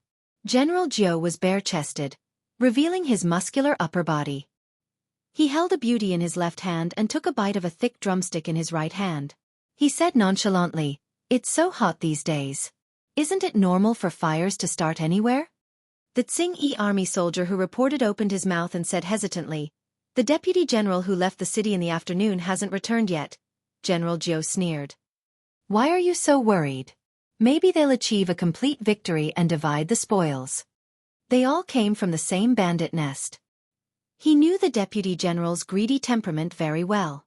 The soldier who reported wanted to say something, but General Jiu became impatient and threw the chicken drumstick in his hand at his face. "Get lost. Don't be an eyesore here." Not long after, the hall resumed its original lively atmosphere. Chapter 409. The golden crow fell and dyed the sky orange. The sky gradually darkened, and there were no torches on the city wall yet. Jiang Pengji led the troops to lie in ambush outside the city, calmly waiting for the right time to strike. A sense of dreariness pressed down on everyone's hearts. Facing the cold, kind and honest Meng Hun, the troops still dared to joke with him after they had completed their training. The overall atmosphere was not very solemn. However, Jiang Pengji was the leader this time. She did not say any unnecessary words, nor did she deliberately show her majesty with a straight face. She only needed to glance at the troops with her calm eyes, and they could not help but straighten their backs and tense their nerves. After a long time, some of them came back to their senses and were shocked to find that their palms were sweating nervously. Different generals bring out different soldiers. This saying was indeed true. Jiang Pengji looked up at the sky. The moon might not be too bright tonight. You stay here. I will go and clean up the sentries on the city wall. Pay attention to the ambush and don't expose yourself. Jiang Pengji measured the distance between the city wall and the city wall with her eyes and began to calculate the safest route in her mind. Her dark eyes seemed to brighten a little. The troops wanted to intercept her, but Meng Hun did not agree. After all, it was too dangerous. As Jiang Pengji's private troops, they could not let her get hurt even if they all died here. Jiang Pengji glanced at the troops and sneered. Look carefully. As a member of the Lu's troop, you know what you should do. Real elite troops are not qualified by holding a modified crossbow. She took 2 bundles of ropes and stomped on the ground. Her body was agile and light, and her speed was even more astonishing. Like the most agile black cat, she freely shuttled through the shadows that were getting darker and darker. Seeing her desperate move, everyone in the troop held their breath nervously, and their hearts were in their throats. The expected exposure did not happen. They had been through years of systematic training, so they more or less knew the trick. Jiang Pengji arrived at the city gate with ease. She used both her hands to accurately find a foothold. Her body stuck to the wall like a gecko, and she climbed up easily. In less than 2 breaths, she had already climbed half of the way up. Everyone in the troop was stunned. Because of the distance, they could only see a black shadow moving quickly up the city wall. But there was no doubt that it was their Lang Jun. Although the current city walls were mostly made of stones and sand and were not smooth and seamless, it was extremely difficult for her to climb it as easily as if she was walking on flat ground. They widened their eyes nervously, and the audience in the live broadcast room did not dare to use bullet screens. According to the situation of Xiangyang District city walls, many modern rock climbers could easily climb up. However, this was a battlefield. If they were discovered by the enemy, they would be shot by arrows in the next second. Who could maintain their composure and perform normally under the threat of high pressure? The city walls of Xiangyang District were much shorter than those of Shangjing District. They were not built as neatly and luxuriously. Jiang Pengji did not expend much effort. Sigh. A member of the Xingyi army, who was standing guard nearby, yawned. 2 drops of physiological tears squeezed out from the corners of his eyes. Before he could close his mouth, a chill flashed across his neck. Even before the pain could reach his brain, he was already dead. When Jiang Pengji killed the soldier of the Xingyi army, she flipped over the city wall. At the same time, she hooked her long leg and threw him off the tower. Puff! The corpse fell off the city wall. Not only was there mud, but there was also lush grass. The sound of the corpse falling was not loud. It was the time to be sleepy. The members of the Xingyi army had been standing guard for a long time. Their reflexes were slower and they could not react at all. Jiang Pengji just stepped onto the city wall. She took out her longbow with one hand and knocked 3 arrows with the other. Puff, puff, puff.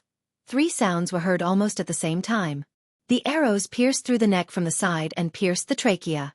Following that, the 3 corpses of the Xingyi army fell. They did not make any sound before they died. However, the sound of the corpses falling still alerted the members of the Xingyi army who were standing guard. Jiang Pengji turned over and rolled over. She hid in the shadow formed by the teeth of the wall. It was darker there than other places. What's that sound? Someone.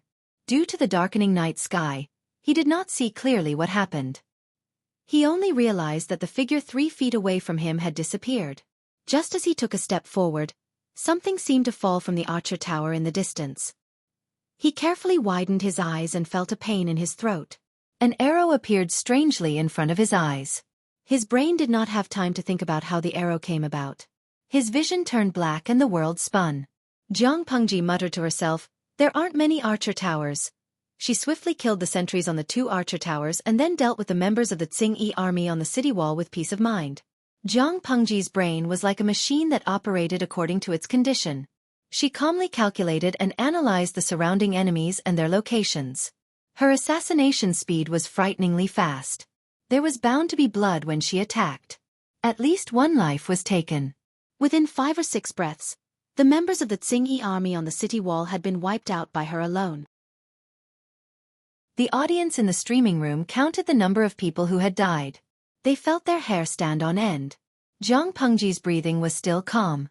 It was impossible to tell that she had killed more than 40 people in a row. She tied 2 bundles of rope to the battlement of the wall and put them down. At that moment, the troops had already started moving. They quickly climbed up the city wall along the ropes. Because Jiang Pengji could only carry a limited amount of rope, the troops who climbed up followed her method to tie new ropes and put them down. Not long after, more than 200 troops had climbed up the city wall. At that moment, the sun had completely set. In another quarter of an hour, it was time to change shifts on the city wall and light up the torches. Jiang Pengji made a few hand gestures. The troops understood. She did not go down the city wall using the stairs. Instead, she pulled a rope and landed quickly in the shadows. Oh! After a short, soft groan, Jiang Pengji broke the necks of the guards at the city gate with her bare hands. She hid their bodies in the shadows of the city entrance. She opened the bolt of the city gate and let the rest of the troops in. Because of the atrocities committed by the Xingyi army, the people did not dare to go out at night. They were afraid that they would lose their lives if they met the mob. The streets were empty. Just as Xueqi said, there were more than 10,000 members of the Xueqi army in Xiangyang district. It seemed like a lot, but they were divided to guard the various city gates. The troops were scattered and could not be gathered in a short time. They were not a threat at all. Jiang Pengji led the troops into the city without losing a single person. Of course, the ease in the early stage did not mean that the attack would be successful. Follow me. Jiang Pengji waved her hand. She planned to attack the district headquarters of Xiangyang district directly. After they left, the Xueqi army who arrived late finally discovered the corpses on the city wall and the ropes on the battlement. The enemy attack at the west city gate. A scream of terror broke the silence of the night. When the Xueqi army rushed to the west city gate, Jiang Pengji had already divided her troops into two groups. Chapter 4:10. Feng Jin was right when he said that Jiang Pengji had a strong gambler's mentality. She and Meng Hun split up. In fact, she only brought 50 people with her. The rest of the 900 troops were led by Meng Hun. They were lying in ambush along the only way to the west gate. If Feng Jin knew that she dared to attack the district headquarters with only 50 people, he might faint from anger. The audience in the streaming room did not know whether Feng Jin would faint from anger, but they felt that their hearts could not take it anymore. They knew that the streamer was bold, but they never thought that she would be so bold as to take a detour and attack the district headquarters. Streamer V. To catch bandits, first capture the ringleader. Although I always think this is nonsense, people in this era fall for it. If it was in Jiang Pengji's era, not to mention capture the ringleader, even if a commander died in battle, the soldiers would not stop fighting without an order to stop the war. As the leader, the commander was indeed their belief, but it was not their only belief. Ingyang Kuaixian. But, what if the leader of the Xueqi army is not in the district headquarters? As soon as the bullet screen was posted, it was immediately drowned by the audience's bullet screen. Lao Ciji Lianming. Damn, don't say such things at a time like this. It's scary. Shouji Jibao. Ba, don't say such things. It's inauspicious. Qing Shanlei Luo. Don't say such things. If it comes true and the streamer dies, what will happen to those who are waiting to get clean? The streamer's streaming room has saved countless teenagers, young people, and middle-aged people who have gone astray. When Jiang Pengji's streaming room first appeared, no one believed in the so-called time travel. However, as time went by, the streaming room became very popular. It even caused a viewing craze. However, the number of people in the streaming room was limited. Every slot was extremely precious. Before the streaming room appeared, time travel and a different world were terms in novels. Now that their dreams had come true, one could imagine how attractive it was. Many people could not get a slot in the streaming room, so they could only go to a special official website to watch the recorded videos. Some time ago, a foreign student became a hot topic because of the streaming room. The reason was that he had been thinking about the streaming room day and night. He had unexpectedly quit his stubborn drug addiction. Watching the streaming room and quitting drug addiction had become a well-known meme. Jiang Pengji chuckled. She was now at ease. Not only was her movement unhindered, but she even had the energy to look through the bullet screen. Host V. There must be a big fish in the district headquarters. Didn't you notice that Xiangyang district is pitch black at night? Every household doesn't light up their lights. It's not that they are too poor to afford it, but it's because they don't dare to. The only place that's lit up is the district headquarters of Xiangyang district. Most families would only be willing to light their lanterns after nightfall. Those who lit their lanterns before the night was completely dark usually had two reasons. They were rich and willful, and their family did not lack the money for the lanterns, or they were hosting a banquet for a reason. Jiang Pengji had taken a look at the situation in the city from the top of the city wall. The district headquarters was brightly lit, and the light could be seen from afar. Thinking about the behavior of the Xueqi army and General Zhou's face, it was not difficult to deduce. Therefore, she took a gamble that there was a big fish in the county government. The audience expressed, "That's great. Host, you're so willful. Aren't you afraid of being criticized by the strategists when you get back?" Ko Jiao Qifan. Sai, let me give you a suggestion. In the future, the host's subordinates shouldn't call you Lord, they should call you Little Princess. Willfulness is a problem that even a real princess can't catch up to. When the bullet screen popped up, the copy party copied it excitedly. The screen full of little princesses gave Jiang Pengji goosebumps. Gue Kai Guo Fengxiu. If you don't want to burn incense at the host's grave on next year's Qingming festival, don't send bullet screens to distract her. Why are the audience making trouble at such a tense moment? His words were useful. The bullet screen slowly decreased until the screen was clear. At that moment, Jiang Pengji and the rest were close to the district headquarters. The news of an enemy attack at the west gate had just reached there. She sneered and drew her bow. She shot an informant who was about to speak. The guard at the entrance of the district headquarters was about to listen to what the informant had to say. In the next second, he saw an arrow piercing through his neck. The sharpened arrowhead was dripping with blood. The informant's eyes were wide open, and his eyeballs were about to pop out of his eye sockets. He died with an expression of disbelief.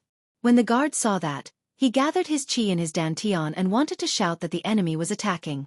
However, before he could say, "enemy," his heart and brain were pierced. At that moment, the patrolling guard heard the commotion and walked over. He barely managed to shout the word, "enemy," before he followed his companion's footsteps. Jiang Pengji led her troops over the wall. There were many members of the Xueqi army in the courtyard. She sneered and put away her long bow. She pulled out the sword at her waist. Whether it was close combat or long-range assassination, how could these ordinary people who were forced to do something beyond their abilities be her match? Jiang Pengji rushed to the front. The blade of her long sword drew a silver-white light in the air. Then, it brought about a spray of blood. The perspective of the audience in the streaming room followed Jiang Pengji's movements. While they were excited, they were terrified by Jiang Pengji's ruthlessness. In the past, when they watched television dramas, the main character killed a person with a sword. At most, the main character would cut a wound on the person's chest. Then the person would die. However, Jiang Pengji was not acting. How could a shallow wound like the one in the television dramas be fatal? With one slash of her sword, the person's body was directly cut into two. It was not an exaggeration to say that she was cutting melons and vegetables. The audience could not imagine how much strength she used. The audience in the streaming room could not imagine it. The troops following her did not even dare to think about it. Jiang Pengji's sword was fast and accurate. Every slash was aimed at the enemy's lifeline. With one slash, the person's brain or upper body was directly cut into two. Not only did blood stain the blade of her sword, but it also washed her hands, clothes, and face into the color of blood. Enemy attack! Enemy! Stop these thieves! The Xueqi army in the district headquarters shouted loudly while they tried to stop the approaching people. Without exception, their bodies were cut into pieces. It was just the distance from the main gate to the entrance. The courtyard was already filled with 40 to 50 corpses. The Xueqi army members who were killed with one slash were basically killed by Jiang Pengji. The corpses looked intact, but those who were lying on the ground struggling for a while before they breathed their last were the work of the troops. No matter how sharp a sword was, the strength needed to cut a person into two with one slash was extremely terrifying. If the sword did not cut the person in half with one slash, the muscles would still be firmly attached to the blade. It could not be pulled out or slashed into the body. It was equivalent to a useless weapon. However, Jiang Pengji did not have this concern. It was not because of how sharp her sword was, but because she was strong enough. Even if it was a blunt sword, she could still cut the person's head and body apart. Along the way, she killed along the way. The troops cooperated closely with each other. In addition, Jiang Pengji, the meat grinder, was clearing the way in front. Surprisingly, no one was killed or injured. In the hall, General Zhou was a little drunk. His subordinates were hugging beauties and swaying from side to side. Hearing the noise outside, General Zhou shook his head and pushed away the beauty lying on his lap. He suppressed his displeasure and scolded the people outside. What happened? Why is it so noisy outside? No one answered, but the paper door clearly showed the panicked figures, revealing everything. Chapter 4:11. General Zhou stood up abruptly. He was nearly 8 feet tall, and he was as burly as a mountain of flesh. The veins on his arms and forehead bulged. He snorted. His rough face looked slightly ferocious. He grabbed 2 huge copper hammers with both hands. At that moment, the other subordinates in the hall came to their senses one after another. They vaguely noticed the movement outside. One by one, They could not care less about the warm and fragrant bodies. They grabbed a handful of clothes and put them on. However, they had drunk too much and fooled around for too long. Their legs were still a little weak. General Joe pushed open the door with great force. Coincidentally, a human head flew to his feet and rolled twice. He looked down. The head was revealed to be facing him. A pair of lifeless eyes were wide open, making one's hair stand on end. "Yo, it's really a big fish." At that moment, he heard a mocking voice. General Joe glared at her angrily. Zhang Pengji had been fighting continuously. Her entire body was stained with sticky blood. Her original appearance could not be seen. At that moment, she no longer had the elegance of a gentry in her usual green robes. She was full of ferocity and anger.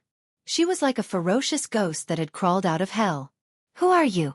I don't kill nameless people." General Joe was still full of confidence because he could see that Zhang Pengji did not bring many people with her. Zhang Pengji's figure and height were very confusing.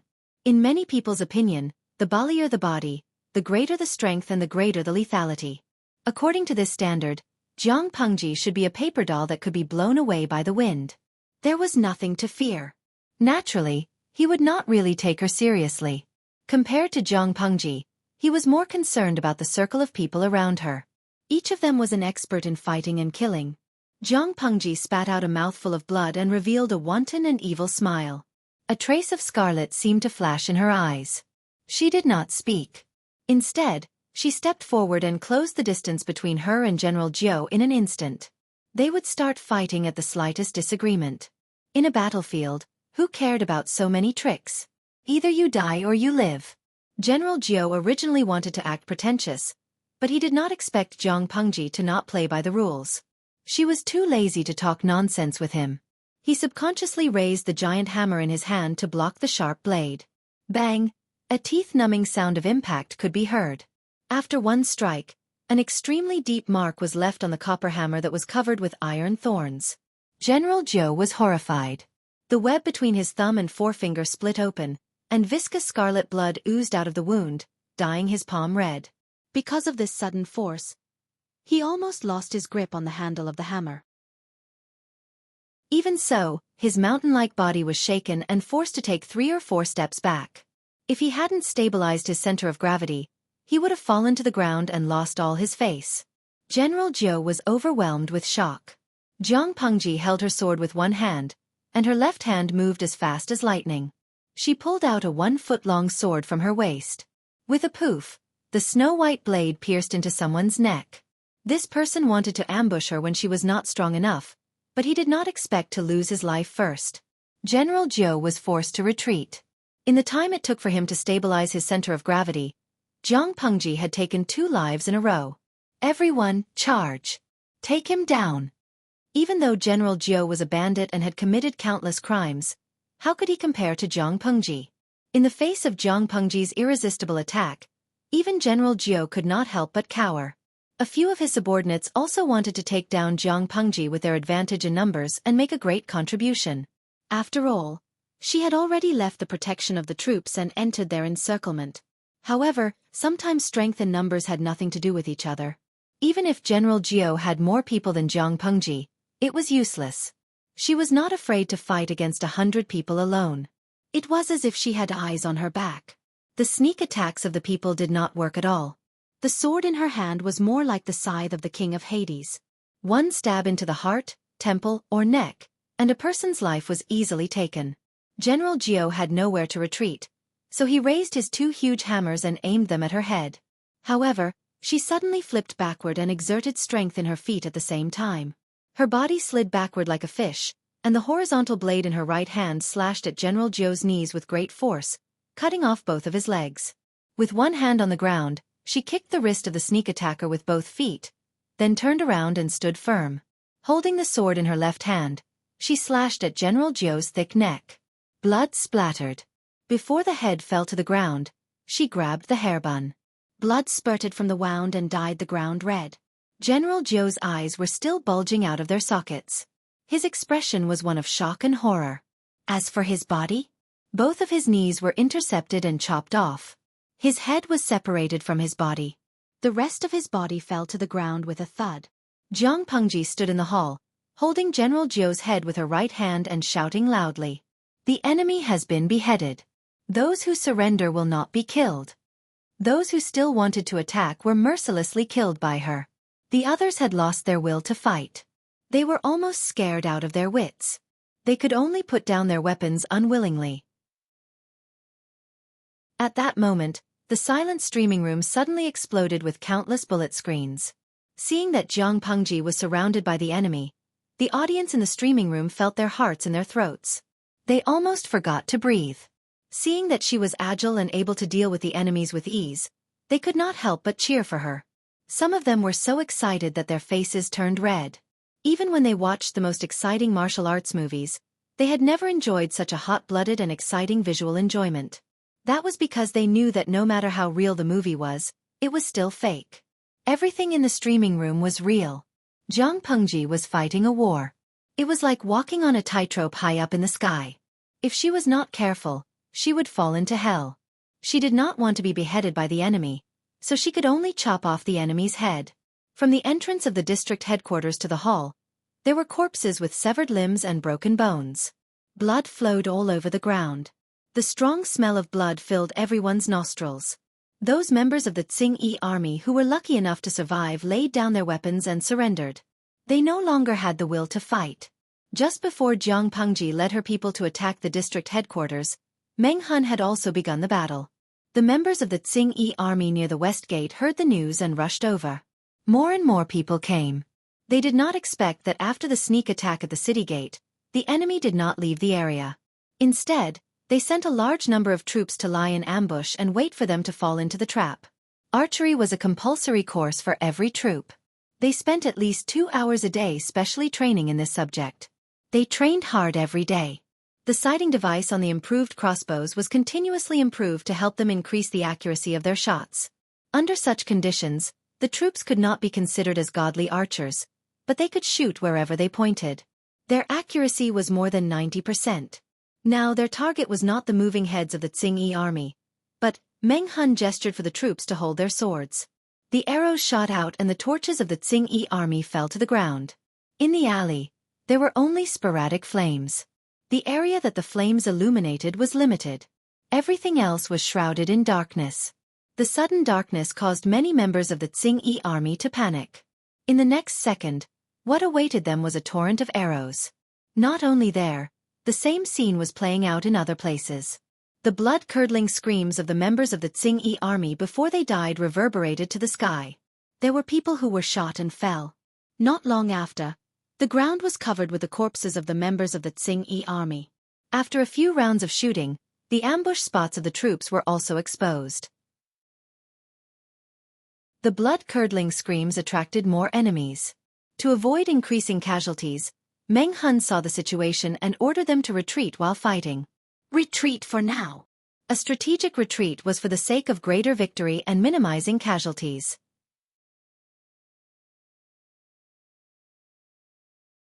Chapter 4:12. Jiang Pengji had mentioned before that most of the people in this era had night blindness. Most of the Xueqi army were blind in the dark without torches. In the eyes of the troops, a group of blind people were just moving human targets. Where did they go? Have you found them? No. Have the thieves escaped? Go over there and look for them. Where are the thieves? Report back as soon as you have any news. The Xueqi army rushed over and held up their torches, illuminating the area as if it was daytime. However, apart from hundreds of corpses, there was no trace of the enemy. The Xueqi army was in a panic. While they were angry, they had an uncontrollable fear of the elusive enemy. Meng Hun smiled when he saw the Xueqi army rushing over in batches. He ordered them to continue the ambush, load the crossbows, and take aim. Buzz, buzz, buzz. In the darkness, the deadly arrows roared out. This time, they did not aim at the torches, but at the heads of the Xueqi army. Poof! The dead did not even have time to scream.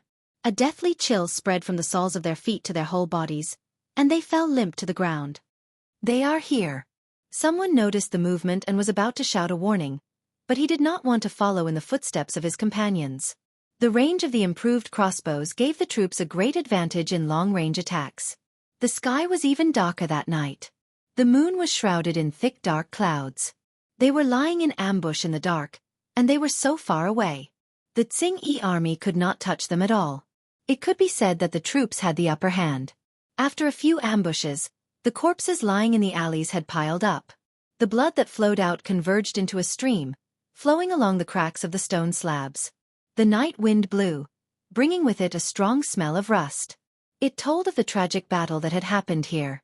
The Xueqi army kept rushing over, and they kept dying. The number of the dead kept increasing. Under such a strong threat of death, many people were on the verge of a mental breakdown and lost their cool. They used to be honest people with hoes, but now they were instigated to pick up choppers and shoulder poles. They became violent mobs. However, their happy life had not lasted for a few days. The soul-reaping envoys came and took away their people one by one. Soon it would be their turn. Seeing that the arrows in his quiver had been exhausted, Meng Hun spat out a mouthful of saliva and pulled out the broadsword from his waist. With a ferocious look in his eyes, he jumped down from the eaves with his saber in hand.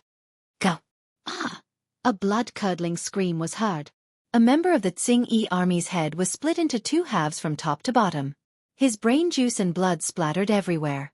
Meng Hun unsheathed his sword and slashed at another member of the Xueqi army without stopping. Behind him, more troops rushed forward. For a time, the alley was in a chaotic battle, and shrill cries resounded without stopping. Directly drawing a sword to fight was not as fast as long-range shooting, but it was undoubtedly more tragic. The troops knew how to cooperate in battle. While the Xueqi army was like headless flies, they did not even have any defensive equipment. Even though the Xueqi army outnumbered the troops, the battle situation was still one-sided.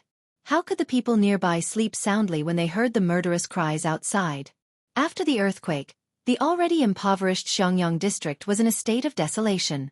Many people died in the earthquake. The people did not have enough food to eat, but the district headquarters did not do anything.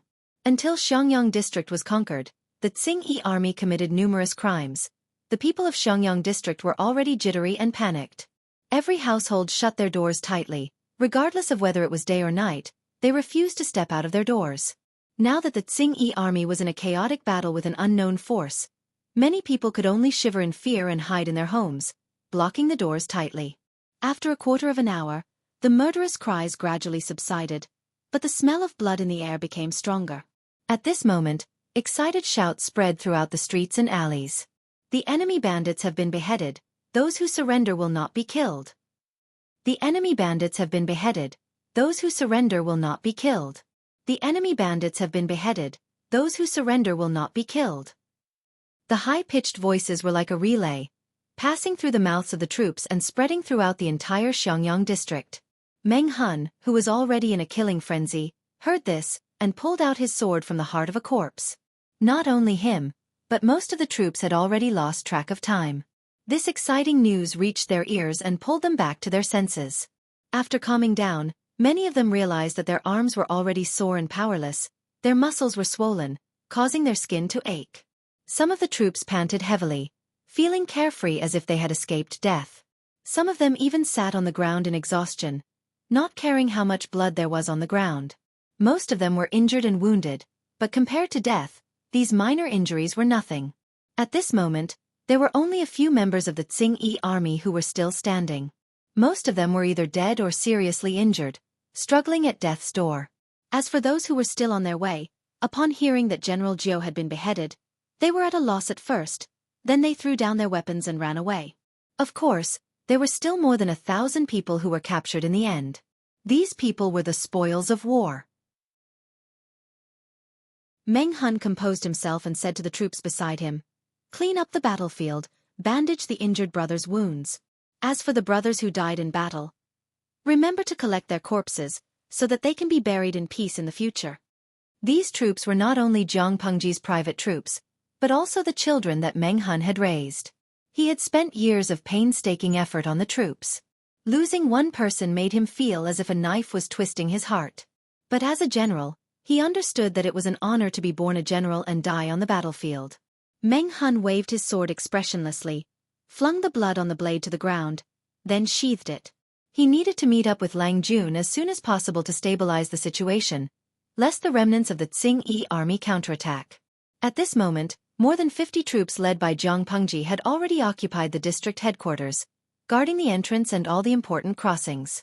When everyone saw Meng Hun and his men coming, they all saluted. Meng Hun asked, "Is Lang Jun all right?" The two guards said with admiration, "Lang Jun is fine. He is waiting for you in the hall." Meng Hun nodded, took a deep breath, and stepped into the gate.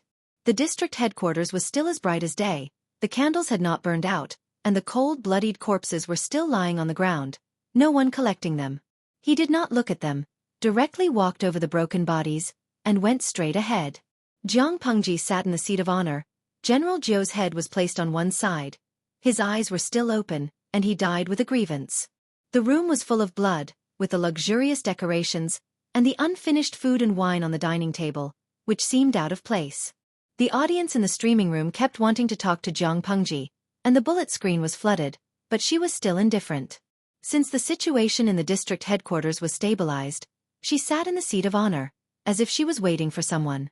Meng Hun strode to Jiang Pengji and suddenly knelt down in front of her, his voice like thunder. Chapter 413. Your subject Chu Shiyu pays respect to the Lord. Lao Siji Lianming. Your subject Wan Jixin pays respect to the Lord. Ko Jiao Qifan. Your subject Lu Fongfong pays respect to the Lord. Featherdang Dio Kingshan. Your subject Mo Mao Mao pays respect to the Lord. When Meng Hun knelt before Jiang Pengji and addressed her as his lord, the streaming room went wild. Countless viewers agreed with him. They all knew that it was a room for harem fights. The streamer had said that she refused to fight in the harem and was determined to rule the throne. But a few years had passed and she had not done anything. Many viewers even thought that Jiang Pengji was just boasting. Meng Hun's actions were undoubtedly a sign. From that night onwards, their streamer was ready to ascend to the heavens. Jiang Pengji's lips curled into a smile. Her cold face became a little warmer. She helped Meng Hun up and said, "You've worked hard tonight." Meng Hun stood up and couldn't help but grin, revealing a set of snow-white teeth.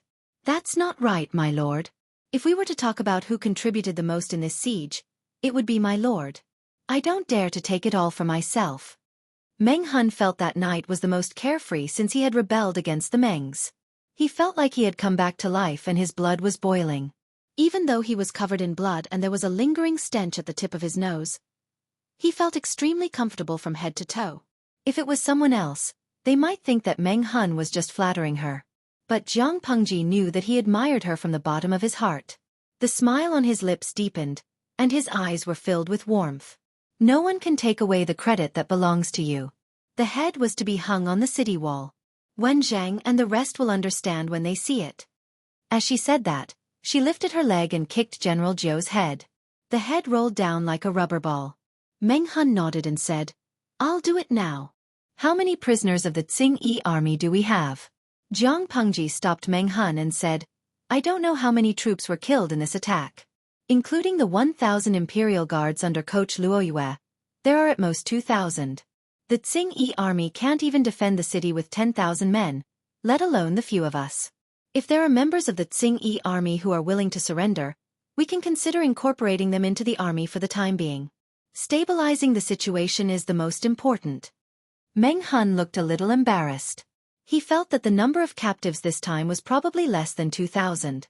There were more than 10,000 members of the Tsing-Yi army. 3,000 of them were lured out of the city during the day, and all of them were annihilated on the Longhu boardwalk. Jiang Pengji led more than 50 troops and killed close to 500 members of the Tsing-Yi army. He divided his troops and led other troops to ambush the Tsing-Yi army near the west gate. He estimated that 3,000 of them were annihilated. After General Zhou was beheaded, another group was scared away. Based on this calculation, the remaining members of the Tsing-Yi army who were captured did not exceed 2,000. Seeing his expression, Jiang Pengji's heart skipped a beat. She said, "It's just a temporary incorporation to keep up appearances." Meng Hun said, "Putting up a front?" "Yes, although Xiangyang district has been conquered, it's hard to guarantee that there won't be a second group of Tsing-Yi army coming to cause trouble. We need manpower now. When the situation in Xiangyang district stabilizes, I plan to recruit soldiers again. The selection criteria will be stricter. The quality of the soldiers is more important than the quantity. If I want to nurture, I will nurture elite soldiers. Meng Han understood what Jiang Pengji meant and felt relieved. Then how does my lord plan to deal with the corpses of the bandits? After experiencing the earthquake in Shangjing, Meng Han had some taboos about corpses. He was afraid that if the corpses decomposed, they would cause an epidemic or pollute the water source. Jiang Pengji replied without raising her brows. Directly transport them outside the city and burn them. Special times call for special treatment. We don't have enough manpower. After taking over Xiangyang district, there are still many things to do. How can we have extra manpower to bury them? Now that the weather is hot, the corpses will rot easily if left for a long time. It's better to deal with them as soon as possible. Remember to transport them to a remote place and deal with them. Meng Han did not have much objection to burning them. After all, they were the corpses of his enemies. Oh yes, get someone to get you some water and treat the wounds on your body. Otherwise, when the wounds fester, you'll suffer for nothing. Jiang Pengji was skilled. Although she looked disheveled and was covered in blood, the blood belonged to others. Meng Han belonged to the category of a normal person. Moreover, it was a chaotic battle in the middle of the night. He was ferocious and fearless and fought bravely. His arms, shoulder blades, lower back and other places had additional wounds. If they were not treated properly, when the wounds fester or become infected, it would be troublesome. After Meng Han heard this, his heart warmed. He said, "Thank you for your concern, my lord." Meng Han carried General Jiu's head and walked to the door. He summoned a troop and asked him to hang the head on the west city gate. Send 100 more people to guard the district headquarters and protect my lord's safety. Everyone must be alert tonight. Don't be careless. Although half of the Tsingyi army in Xiangyang district had been destroyed, the possibility of them making a comeback could not be ruled out. Yes. On the other side, Jiang Pengji's tense nerves relaxed. She had no intention of resting. It was destined to be a sleepless night. She did not deal with her image. Instead, she attracted someone. Where are all the women in the hall? The troop blushed and said, Lang Jun, do you want to see them? Jiang Pengji raised her brows and said, Call me lord. The troop quickly changed his address and asked again, Do you want to see them? Yes. Jiang Pengji nodded. When she rushed in, she not only noticed General Jiu and the others, but also noticed more than 20 disheveled women in the hall. At that time, the situation was too chaotic. Jiang Pengji did not care about their safety. Now that they had settled down, she should arrange a place for them to go. The troops were a group of men. Even if they had strict discipline above their heads, it was hard to guarantee that no one would be tempted by them. After all, most of the troops were bandits. Jiang Pengji knew very well what bandits were like. Not long after, the women who were locked up in the small woodshed in the side hall were brought over. Every one of them was covered in dust. Some of them were silent, some were trembling, and some were expressionless, like walking puppets. Jiang Pengji sat upright in the seat of honor. The women recognized her. Thinking of her ruthlessness when she killed people, they became more and more timid. My lord, I have brought them here. Jiang Pengji glanced at all the women and then shifted her gaze to the troop. She asked in a flat tone, Did you bully them? The troop's face turned pale and he said in a low voice, We didn't bully them. It's just that when we pushed and shoved, we inevitably touched them a little. The internal discipline of the troops was strict. Whoever dared to violate it would have severe consequences. They still had a sense of propriety. However, all adult men had some physiological needs. Jiang Pengji was not unreasonable. She did not expect these people to be monks who cultivated in seclusion and had few desires. In order to solve this conflict, she informed Meng Han that each troop could take a day off every month. They were free to allocate the day's time. As long as they did not kill, fight, or violate the disciplinary rules, she did not care about anything else. Of course, if they violated the rules she set, the consequences would be absolutely miserable. You are quite honest. You can leave. Search the district headquarters and see if there are any thicker clothes. Bring them to them. The young man hurriedly left as if he had been pardoned. After he went out, he secretly raised his hand to wipe his forehead and let out a long sigh of relief. Chapter 4:14. Now, only Jiang Pengji and the pitiful women were left in the hall. The first thing she said was, "I'm not interested in you. You don't have to be so scared." Regardless of the women's reactions, the audience in the streaming room was about to kneel down before her. Haha, streamer, are you comforting them or scaring them? Labor income tax. I think it's a threat. Lao Ciji Lianming. There's nothing wrong with what the streamer said. She's a woman. Of course, she's not interested in women. The audience in the streaming room knew that Jiang Pengji was a woman who was more manly than men. However, the women who were hurt did not know that. Which family are you from? I'll send someone to escort you home tomorrow morning. Even after she said that, the women below still did not move. They just lowered their heads quietly. Some of them were still trembling. Jiang Pengji frowned. If you refuse to speak, I'll tacitly agree that you want to stay. You also know what will happen to a beautiful woman if she stays with a group of men.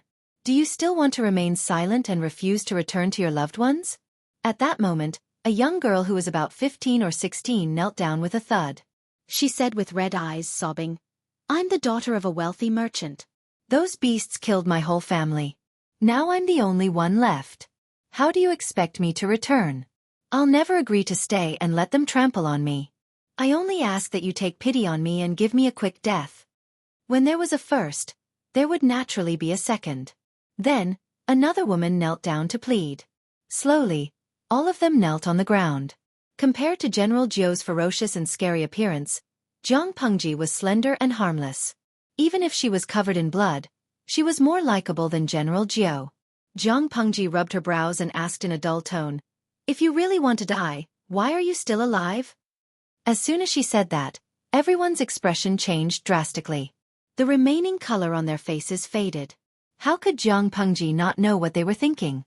They suspected that she was lying and thought that she did not want to let them go. Her good intentions were twisted and misunderstood by others. She was also depressed. "I don't have any ill intentions when I say that." Jiang Pengji spread her hands and said, "Since I said I will send someone to send you home, I will definitely do it. The Xingyi army is a mob. They have committed numerous crimes and view human lives as insignificant as ants. However, I am the district magistrate of Xiangyang District personally appointed by the emperor. In the territory of Xiangyang District, you are all citizens under my rule. Why would I hurt you? Alas, if you really don't have a place to go, I'll think of a way to settle you all down. Don't worry, I won't let anyone bully you." As soon as she finished speaking, the expressions of these women became very interesting. Never in his wildest dreams would he have thought that the teenager who killed people like flies was the newly appointed district magistrate of Xiangyang District. The first girl stammered, You are really the county magistrate?" "Yes." "Do I need to show you the emperor's decree?" Jiang Pengji asked. The other party shook his head like a rattle drum. His face gradually lost its color, and he looked a little embarrassed. If Jiang Pengji was really the district magistrate, she would definitely not force them. In other words, she really wanted to help them. However, they really had no place to go. Jiang Pengji sighed. "Stay in the district headquarters for the time being. I'll arrange everything properly, then I'll think of a way to settle you all down. As for the property confiscated by the Xingyi army, if it's true, I'll return it all to you after tidying it up." The crowd said in unison, "Thank you, district magistrate." Hualien supermarket. Streamer. Do you really plan to return their property to them? You must be very short of money and food now, right? Jiang Pengji secretly rolled her eyes. Was she such an insatiable person in the eyes of the audience? Streamer V, what I lack now is manpower, not food. She, Jiang Pengji, had not fallen to the point where she needed to snatch the property of an orphan girl. The women were still anxious, but Jiang Pengji's attitude gave them confidence.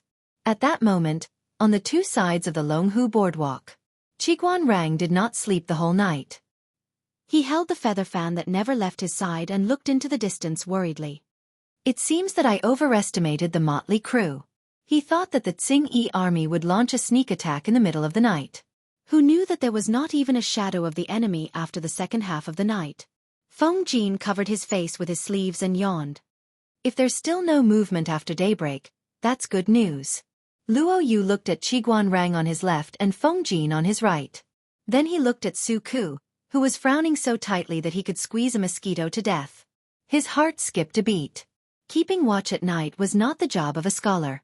It was only the second half of the night, but the three of them could not hold on any longer. Luo Yu humbly consulted Feng Jin. Master Huayu, I don't understand what you're saying. Feng Jin said, if there's an enemy attack in the second half of the night, it means that Lang Jun is in trouble. Not only did the Qingyi army hold Lang Jun back, but they also have extra troops to attack the camp at night. On the contrary, if there's still no movement at dawn, Lang Jun is most likely successful. Qiguan Rang waved the feather fan with one hand and fiddled with the bonfire with the other. He said, send someone to the west gate to check on the situation. Luo Yu asked, what situation? Check to see if there are heads hanging on the city walls. If it's a stranger's head, Lang Jun will have succeeded. If it's hung. Qiguan Rang stopped talking. If that's the case, we have to think of a way out for these people and make proper arrangements for them. Luo Yu's face darkened. He said, I'll do it now. Seeing Luo Yu walk away, Qiguan Rang asked Xueqi, what do you think about the possibility of Lang Jun succeeding this time? Xueqi asked in reply, how can Wen Jing not know about the troops' combat power? The 1,000 troops were all equipped with improved crossbows and handy weapons. This was the project that cost the most among the troops. How could there be no return after spending so much money? If they couldn't even handle 10,000 Qingyi army soldiers, then what was there to do? The smile on Qiguan Rang's face became more sincere. He said, knowing is one thing, but the battlefield is ever-changing. Who can predict everything? The three of them looked at the bonfire with different thoughts. The night was destined to be difficult. No one was in the mood to sleep. A ray of golden light rose from the east. It burned the morning fog and dispersed the gloomy night sky. Qiguan Rang rubbed his sore eyes and used his tongue to lick his dry lips. He looked calm on the surface, but his heart was already beating like thunder. He stood up straight and looked at the huge city in the distance that was covered by the morning fog. He prayed in his heart. Report! A loud shout broke the silence. The three of them clenched their fists.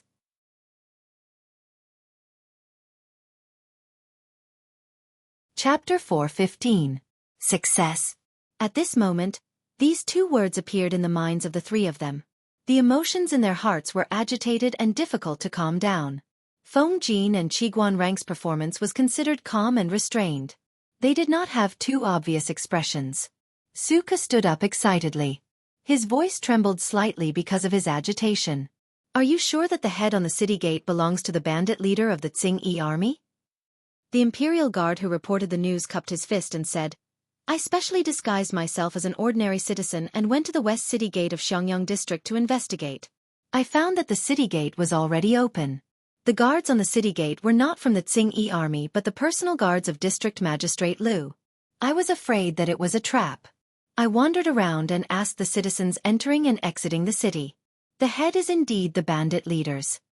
Upon hearing the news, Xueqi heaved a long sigh of relief. The exhaustion from worrying for a whole night came over him. His vision suddenly darkened.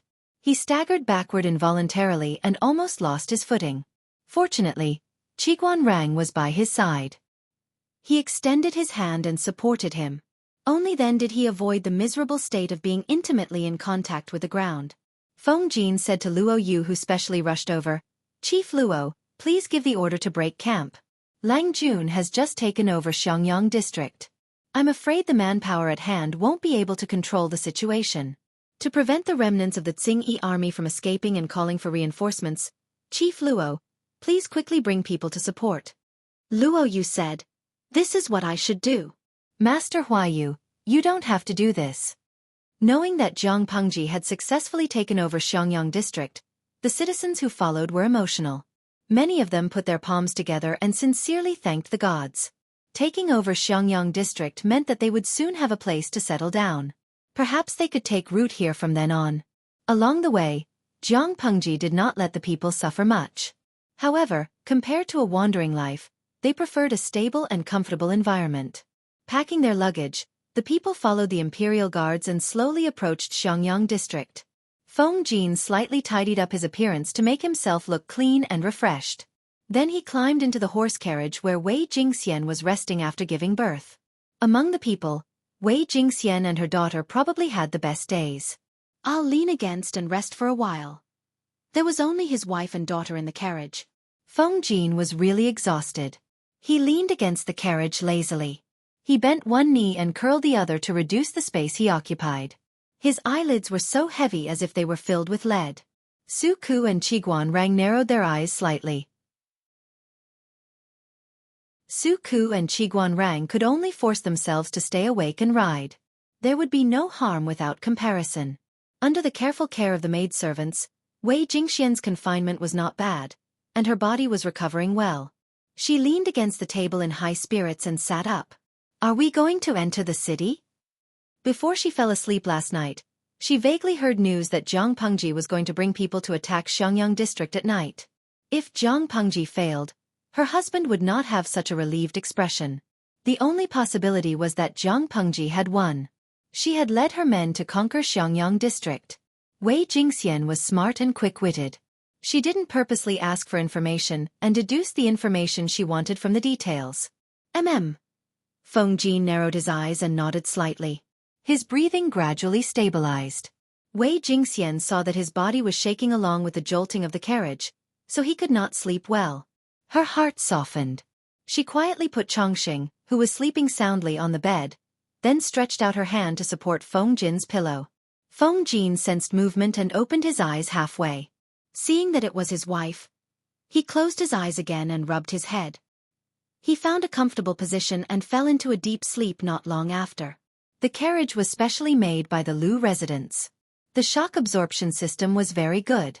Sleeping in the carriage did not feel much jolting. Qiguanrang rode on the horse. He looked left and right but did not see Feng Jin. He felt depressed and kept fanning himself. Say, he has a lovely wife and daughter. Rang also has one, but the treatment is so different. Feng Jin sneakily went to sleep. He had to keep his heavy eyelids open and resist sleepiness. Thinking about it made him feel bitter. Xueqi turned his head and looked at the stable carriage behind him. He said bitterly, "I also have a wife at home."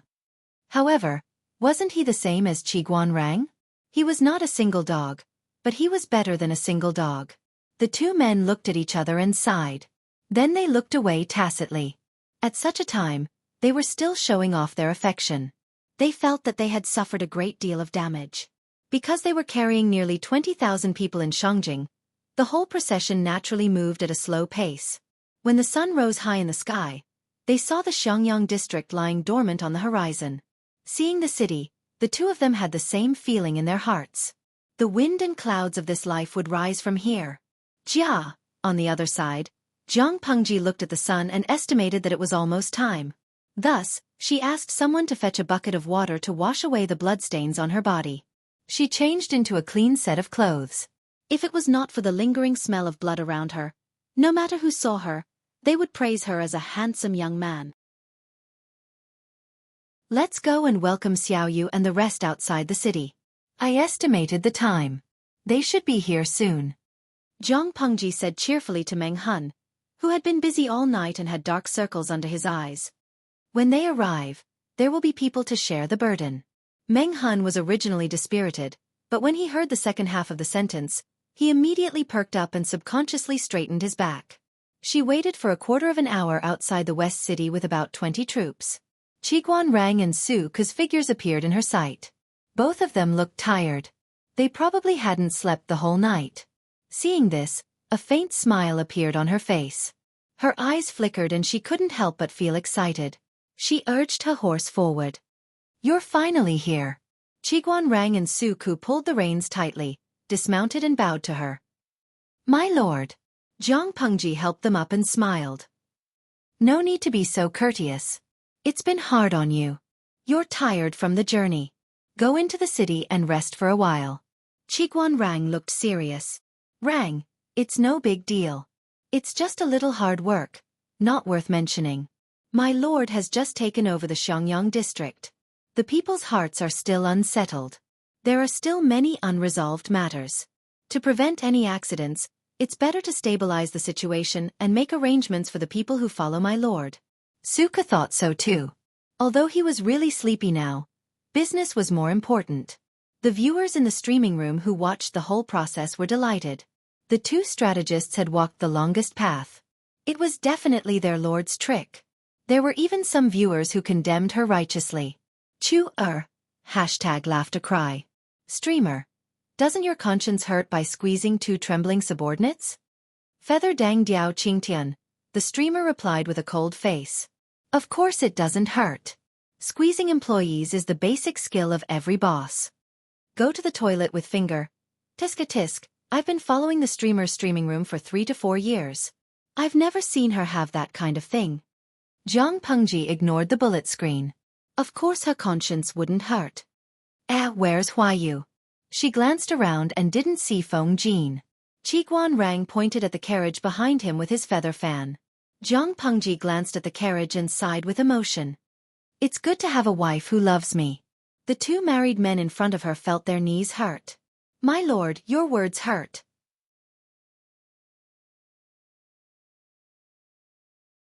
Chapter 4:16. The epicenter of the earthquake was near Shangjing, so Shangjing suffered the most. The huge capital city was reduced to ruins, and lonely souls were everywhere. Xiangyang district was at the border of Fengyi County, some distance away from the epicenter. When the earthquake happened, the tremors were not as strong as in Shangjing, so the losses were not as severe. But the timing of the earthquake was too infuriating. Who didn't sleep in the middle of the night? Therefore, there were still more than 10,000 people who went to the Yellow Springs Road in their sleep. After experiencing the torture of the earthquake and being ravaged by the Qingyi army, Xiangyang district was in dire need of rebuilding. If one could look down from above, they would realize that at least 1/3 of the buildings were in a state of ruin. Facing the devastated Xiangyang district, Zhang Pengji composed herself and ordered the troops and the imperial guards to urgently clean up the ruined buildings. No matter what, they had to leave a place for the people of Shangjing to sleep. She pinched her brows and thought of the situation in Xiangyang district. She couldn't help but complain, this Xiangyang district is not much better than Shangjing. Feng Jin took a nap, and now he had recovered some energy. He said, when heaven is about to bestow a great responsibility on a man, he must first torture his will, tire his muscles and bones, starve his skin, empty his body, and act in disorder. The words of the sages make sense. Everything is difficult at the beginning. Xiangyang district is now a mess. To rebuild on top of the ruins is extremely difficult. But if you overcome this hurdle, you will surely soar to the sky. Zhang Pengji secretly rolled her eyes. She wasn't a monkey, why would she soar to the sky? But his words made her feel better. She waved her hand and summoned a few of her subordinates for a meeting.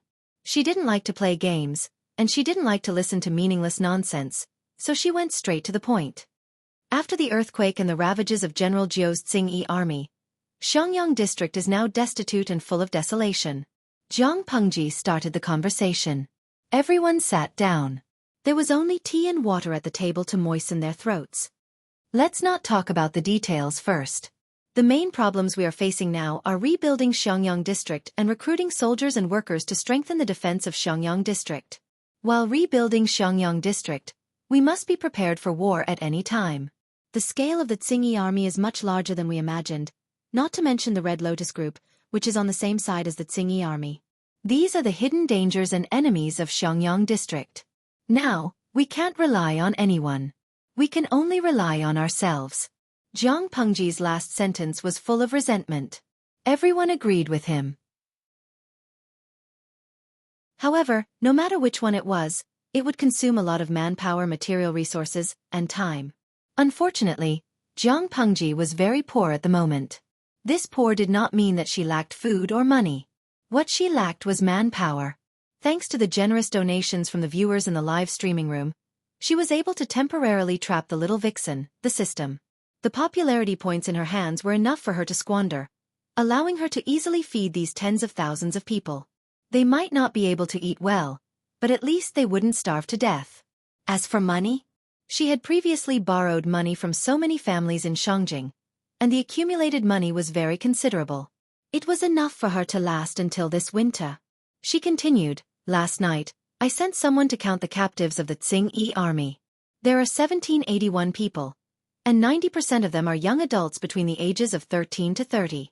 I've also looked through the information in the district headquarters about the population of Xiangyang district. At the most, there are 5,000 to 10,000 young adults. In addition to the people in Shangjing who followed us here. If all of them are put into forced labor, I think as long as a detailed plan is made and it is carried out step by step, it is not impossible to rebuild Xiangyang district before winter. Hearing that, Luoyue knitted his brows tightly. Forced labor. Feng Jin said unhurriedly, my lord probably means paid forced labor. The people contribute their labor, and my lord provides money and food. Not only can we ensure that the people have enough to eat and wear, but we can also rebuild Xiangyang district. My lord isn't rich now, and her family property is limited. But as the district magistrate, even if the people don't do anything, my lord can't let them starve to death. Food still has to be given. Rather than that, it's better to find something for the people to do. Forced labor was originally a form of unpaid physical labor. Now that the people were living in poverty and did not have enough to eat, if they were to work for free, Jiang Pengji's good reputation would be completely ruined. Even if others asked her to do so, she would not do it. During special times, providing relief through work was an excellent method. She had done it before, so Feng Jin and the rest did not misunderstand. Of course, unpaid forced labor had long been deeply rooted in the hearts of the people. It was normal for Luoyue to misunderstand. Even so, I'm afraid there are not many people who are willing to respond, especially the local people of Xiangyang district. Qiguan Rang waved his feather fan. There was fatigue between his brows, but his eyes were bright and spirited. He continued to speak with a slightly mocking tone. Their families have money and stored food. When autumn comes, they can still harvest the autumn grain. They don't lack the food given by forced labor. The Tsing-Yi army wreaked havoc and confiscated the properties of many rich families. Confiscating one family was enough to fill their stomachs, so they did not care about the ordinary people. Therefore, the people had stored food in their homes. They had a certain level of confidence and had no need to sell their labor. The possibility of refusing forced labor was very high. After he finished speaking, Qiguan Rang even sneered in a low voice. His gaze was somewhat disdainful. Meng Hun listened and suggested softly, why not increase the remuneration? Jiang Pengji's gaze was helpless. Did she look that much like a nouveau riche? Your lord, I am poor. How can I provide so much remuneration? The house was not built for me, She clasped her 10 fingers together and complained. Suddenly, she thought of something and had an idea. But, it's not that there's no other way. Due to the earthquake in Xiangyang district, countless buildings collapsed. Many houses and land are empty. If there's no family to inherit it, according to the law, it will be confiscated. Hearing her words, Feng Jin and the rest revealed a thoughtful expression. However, there was someone who reacted faster than them. The audience in the streaming room had enough of the pain of buying a house. They did not expect to be hurt by watching the streaming. Chuer. Shocking. She's actually the oldest real estate developer in history. Yingyang Kuaixian, if Xiangyang district is completely rebuilt and becomes a safe place to live in troubled times, I think the price of the land will be sky high. Zuizhen Beishijing. Which friend said that houses in ancient times are cheap and wants to travel to ancient times to be a landlady and live off the rent? Look, the streamer wants to get into real estate. The price of the house will be sky high. Not to mention buying a house and becoming a landlady, even if you travel to ancient times, you will still have to be a mortgage slave. F***CK. Jiang Pengji glanced at the bullet screen and felt rather innocent. She really did not think so much at first. Why did she invest in real estate and land? She only wanted to build houses on uninhabited land. Then, the people who participated in forced labor could live in the houses at a low rent. In the future there would be a certain tax deduction. She could also rent farming equipment and cattle from the district headquarters at a lower price. Her idea was very simple.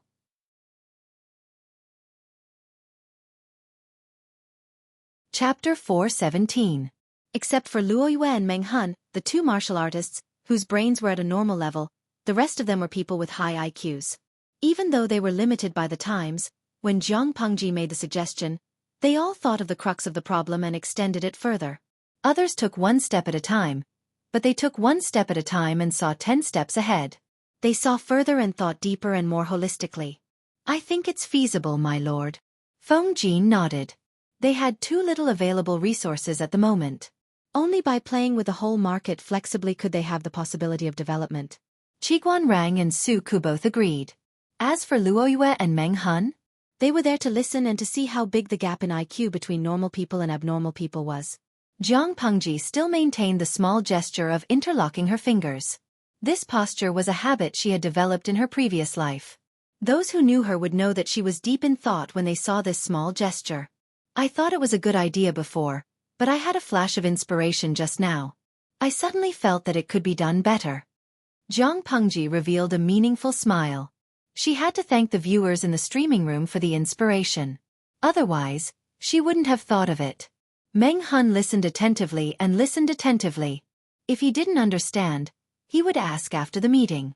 But Luo Yue obviously didn't have such awareness. He asked, "What is it?"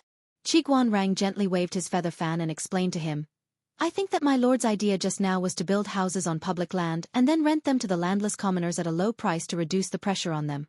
Not only will it help the commoners, but it will also alleviate the predicament of the district headquarters itself. The earthquake in Xiangyang district caused heavy casualties among the people. Many fields have become ownerless. According to the rules, they have to be returned to the public." He was a little thirsty. He drank a cup of water to moisten his throat and continued, "To let the people have food, not only do we have to redistribute or rent the fields, but we also need to unify and cultivate fertile fields. If that's the case, the demand for farming tools and cattle will increase. When the district headquarters rents these things, they can add conditions. For example, the families who participate in forced labor will have some benefits. In this way, there will naturally be people who actively participate. Even the local people will participate in forced labor considering the need for farming tools for the autumn harvest." After Luo Yue listened, it was as if he had opened the door to a new world. He listened attentively for a long time, but it seemed that Jiang Pengji did not speak that much. How did these scholars comprehend the contents of a few hundred words from a few dozen words? This was probably the pain of having their intelligence suppressed. Seeing Luo Yu's dumbfounded expression, the audience in the live broadcast room became extremely busy. On one hand, they criticized the host for being inhumane and going to ancient times to do some real estate. On the other hand, they took screenshots of Luo Yu's expression and matched it with appropriate words. Then, they went to the live broadcast room and sent bullet screens to feel sorry for Luo Yu. Shedding killing scabbard. Ha ha ha, my heart aches for poor Luo Yu. That look in his eyes makes me want to laugh. Little angel.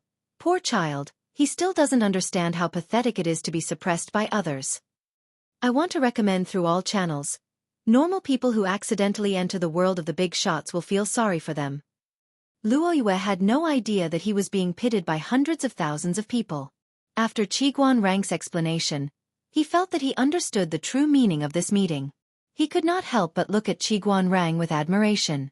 District Magistrate Lu was not an ordinary person, and the people under him were even more extraordinary. Xueqi said, "If we use this method, we can indeed quickly restore the people's livelihood.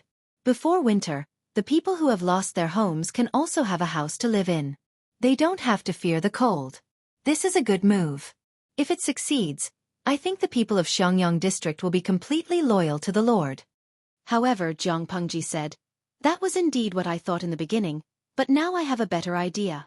At this moment, the three of them looked at her inquisitively.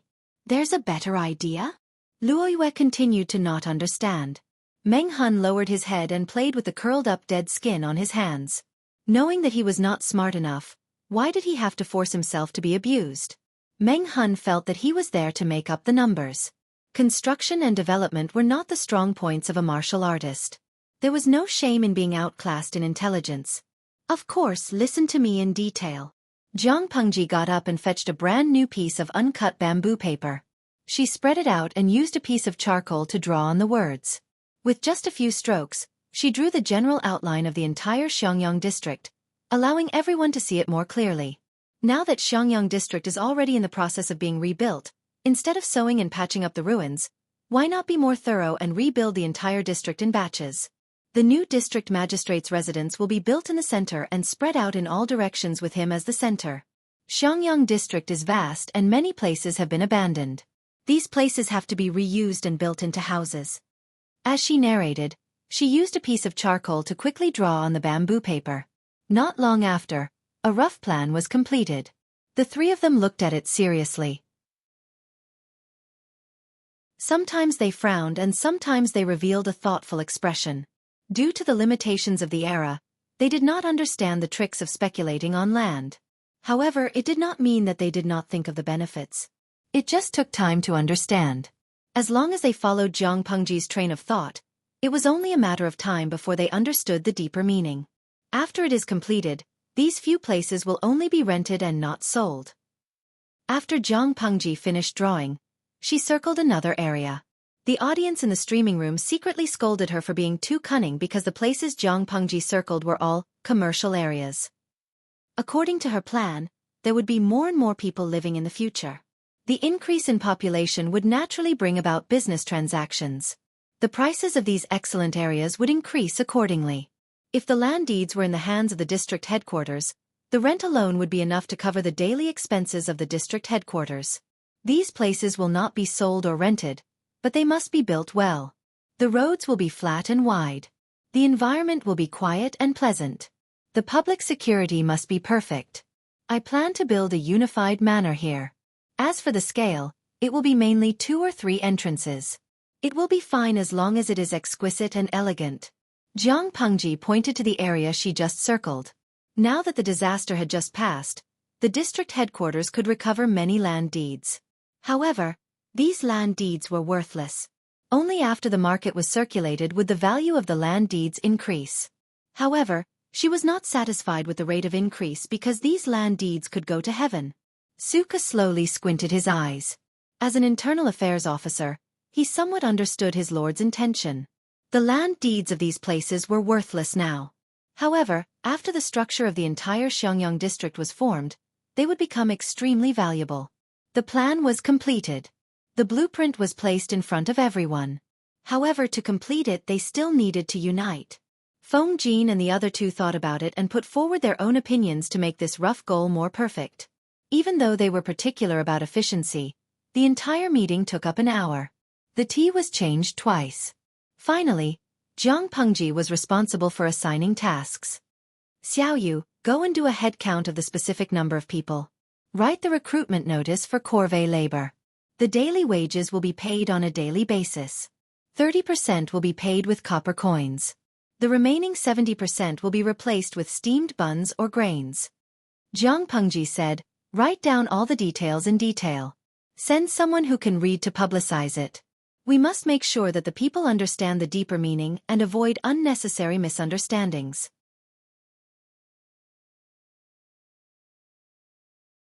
Chapter 4:18. After Jiang Pengji finished speaking, her eyes fell on Feng Jin and she said, Huayu, take some people to clean up the internal affairs of the district headquarters. Let the district headquarters resume operation as soon as possible. Calculate the amount of land that can be reclaimed and coordinate with Xiaoyu to arrange the manpower for the reclamation. Feng Jin bowed and said, I will obey the Lord's orders. Wen Zheng's task here is a little tiring. Let's re-register the population of Xiangyang district. The captives of the Tsing-Yi army, the people who came with them from Shangjing, and the local people of Xiangyang district were divided into different categories. This is a huge project, so I'm afraid Wen Zhang will have to work a little harder. Qiguan Rang smiled bitterly. He did not have to run around, but this paperwork was exhausting. All in all, 50 to 60,000 people would have to re-register. Just thinking about it made him feel like his hands were about to break. Although he was complaining in his heart, he still said, I will obey the Lord's orders. Coach Meng, I have something for you too. There were too few able-bodied men that Jiang Pengji could hire. No one could escape the fate of working overtime. The post-disaster measures in Xiangyang district are really crude. Lead the troops to clean up the mess. Everything will be handled according to what happened in Shangjing. If there were any citizens who showed symptoms of the disease, they had to be isolated from ordinary people at the first instance. If you discover the rotting corpses of commoners or animals, dispose of them quickly to prevent mosquitoes from breeding. This matter is of great importance and cannot be delayed. Meng Hun cupped his fists and said, This subordinate obeys. I will not disappoint the Lord's trust. Finally, She looked at Luo Yu. Even though Luo Yue and his 1,000 imperial guards had not officially entered her organization, Jiang Pengji was very comfortable using them. She did not feel awkward at all. Seeing her like this, Luo Yue's heart skipped a beat. It was as if he could foresee the tiredness in the future. He could swear that ever since he met Jiang Pengji, within a short period of time, his workload had almost reached the sum of his years of work in the imperial military camp. Instructor Luo, I shouldn't have troubled you with this. But as you can see, we are short on manpower now. She has no choice. She laughed bitterly and said, now that I'm thick-skinned for once, I hope that Instructor Luo can understand. She thanks Instructor's benevolence on behalf of the people. Luo Yu felt a chill run down his spine and hurriedly said, Magistrate Lu, why do you have to do this? If there's anything you need me to do, just let me know. Since that's the case, I'll be thick-skinned this time. The security of the entire Xiangyang district will be handed over to you. Luo Yu was dumbfounded. When he said he wasn't being polite, he really wasn't being polite at all. Jiang Pengji spoke righteously. With her face, she looked very bewildering. The world is chaotic. Logically speaking, we should be united and overcome difficulties together. However, there are always thieves who want to make money from disasters. As far as she knew, there would always be human traffickers running rampant at this time, and there would be a lot of business.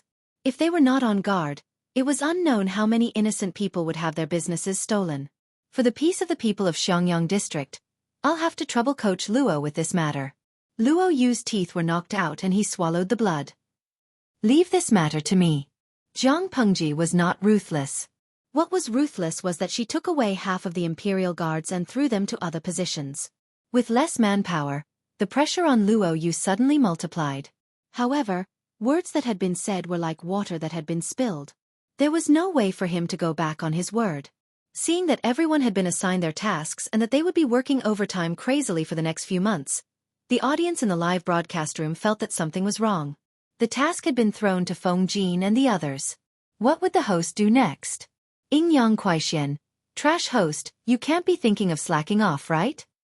Lao Ciji Lianming. Am I the only one who feels sorry for Xueqi and the others? I feel that they will have to work overtime all the way until winter. There won't be a day of vacation in between.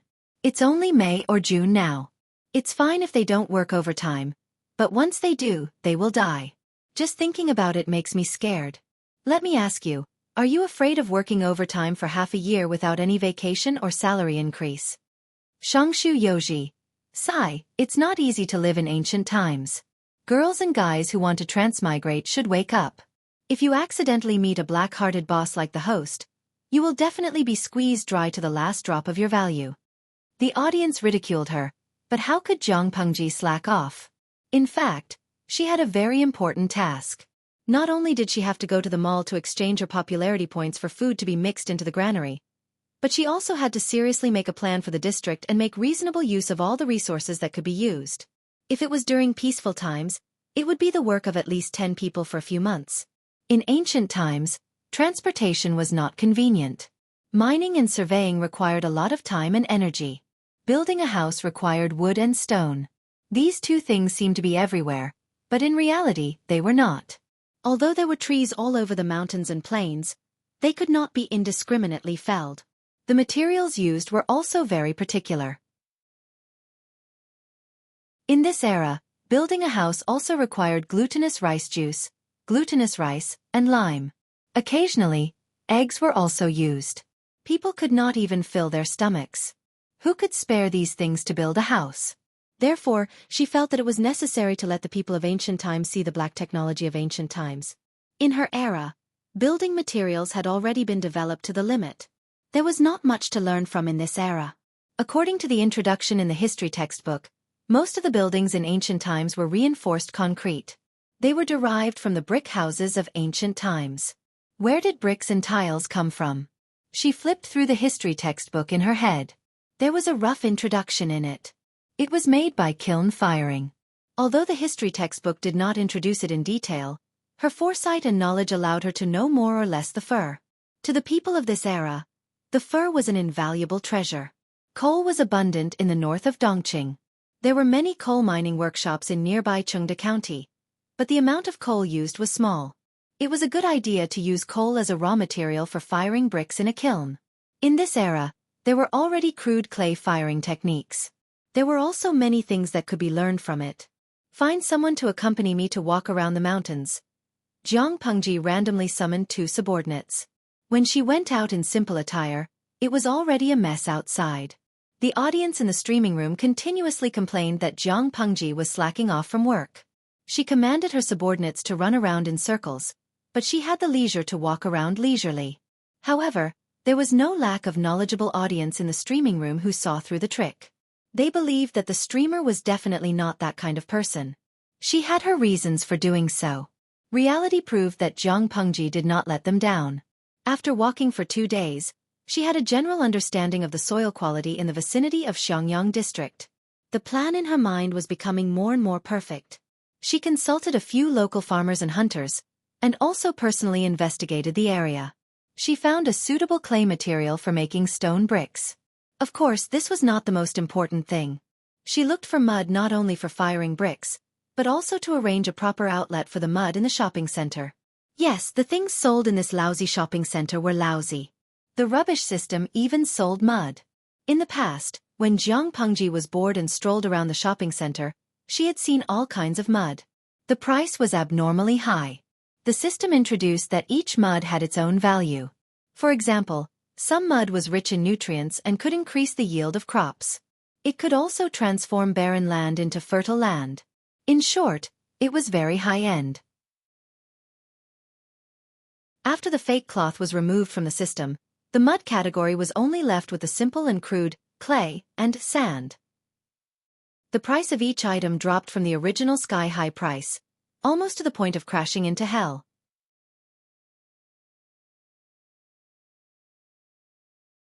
Chapter 419.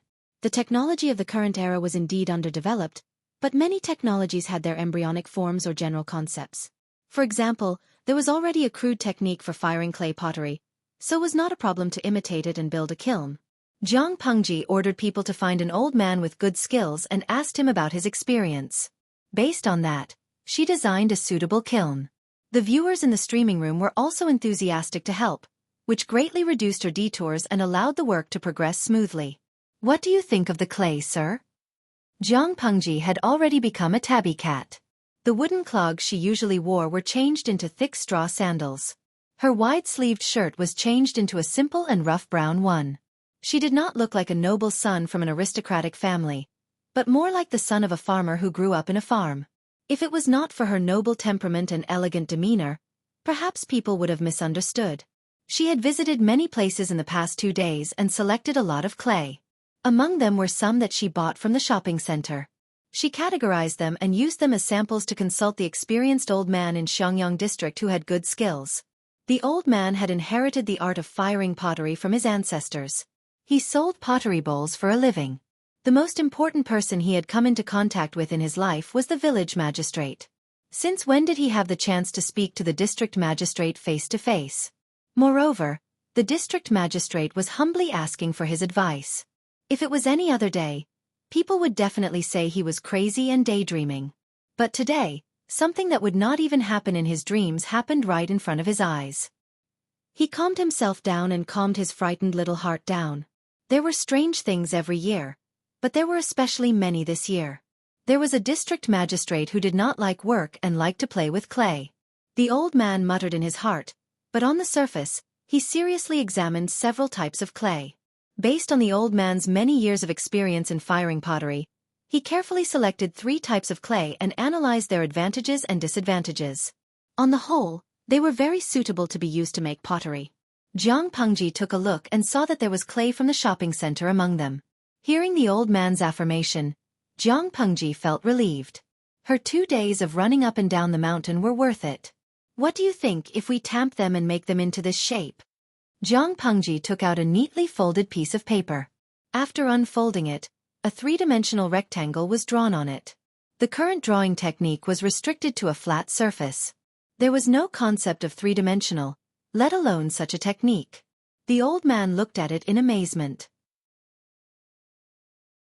Although the charcoal block's drawing was crude, Even an illiterate person like him could understand what was drawn at a glance. What is the purpose of this? The old man turned the paper back and forth, feeling pity in his heart. Such a strange thing was drawn on a piece of bamboo paper. No matter how you looked at it, it didn't look like cutlery. Who knew what it was used for? If it was thrown on the ground, it could barely be used as a saddle, but wouldn't it be heavier than a saddle if it was made of clay? Zhang Pengji said, building houses and paving roads. Look at this thing, it's so neat and tidy. If it's stacked up, look how neat it will be. The old man suddenly opened his eyes wide and said, this thing can be used to build houses and pave roads? Feeling like he had opened the door to a new world, the old man held the bamboo paper in his hands and muttered to himself. If we use this little thing to build a house, how much will we burn? Zhang Pengji crossed her arms in front of her chest and said seriously, we can't always use this to build a house. Bricks, wood, and stone were used together. After the previous earthquake, she felt that it was better to build a house more sturdy. The houses of the current era were drafty in summer and drafty in winter. Because the whole body was made of wood, once a fire broke out, it would burn the whole area. It was impossible to save it. Zhang Pengji wanted to add bricks to the current architectural style to increase the warmth and stability. If possible, she wanted to think about how to prevent fire. But she didn't specialize in this, she could only provide a general direction. The specific implementation would be left to the professionals. However, when it came to the reconstruction of Xiangyang district and the planning of houses, she also considered the problem of fire. The old man muttered, if we use this to build a house, how extravagant will it be? Because Zhang Pengji's attitude was good, the old man who was trembling with fear at the beginning relaxed completely. He discussed with her how to start the kiln and how to burn the bricks. Among them was the problem of the burning temperature. According to the old man's experience, the amount of wood used to burn such bricks was extremely terrifying. The temperature required was very high. If the temperature was not high enough, the bricks in the kiln might all be burnt to a crisp. The loss would not be small. With the wood, it would be better to use it to build houses instead of burning bricks. The old man silently swallowed his words. No matter how approachable he was still the district magistrate. He was not someone ordinary people could offend. Zhang Pengji asked curiously, then how do you usually burn pottery? With the old man's guidance, they went to see the pottery workshop of this era. The environment and equipment were very simple. Although the content of the live stream these few days was very boring, the audience in the live stream room watched with relish. Many of the audience liked to give their own suggestions. They would even specially search for information and try their best to be rigorous and reasonable. If any of the suggestions were adopted by the streamer, there would always be a feeling of being one of the builders of Xiangyang district. It was like a time traveler working hard in ancient times. There was a great sense of achievement and immersion. Chinga Manwu, I've read many time travel novels in the past.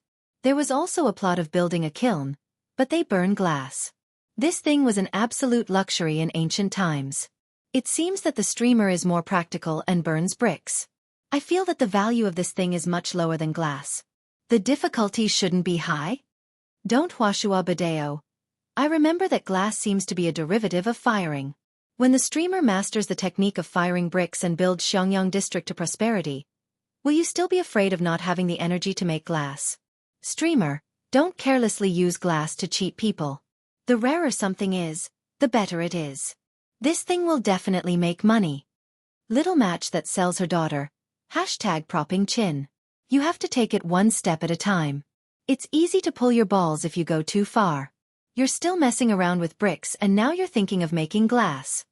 Nibbling the princess's poisonous apple. There are many reasons why pottery firing is easy to fail. But I think the temperature is the key. Nowadays, most of the fuel is wood. Firing a kiln consumes a lot of wood. It's very expensive. I saw the streamer fiddling with coal yesterday. This thing is indeed more economical than wood. The next problem is how to raise the temperature in the kiln. Zhang Pengji was multitasking. She chatted with the old man while checking the bullet screen for useful content. She thought about it and sent a bullet screen. Host V. Nibbling the princess's poisonous apple. Wind. The audience had a flash of inspiration and suddenly remembered something. Nibbling the princess's poisonous apple. Blower? Bellows? Zhang Pengji was deep in thought. After thinking for a while, she asked the old man, "Can we use tuoyue to increase the temperature in the kiln?" The old man thought deeply and said awkwardly, "I'm afraid it won't be of much use." What is tuoyue? The audience in the streaming room was also a little confused.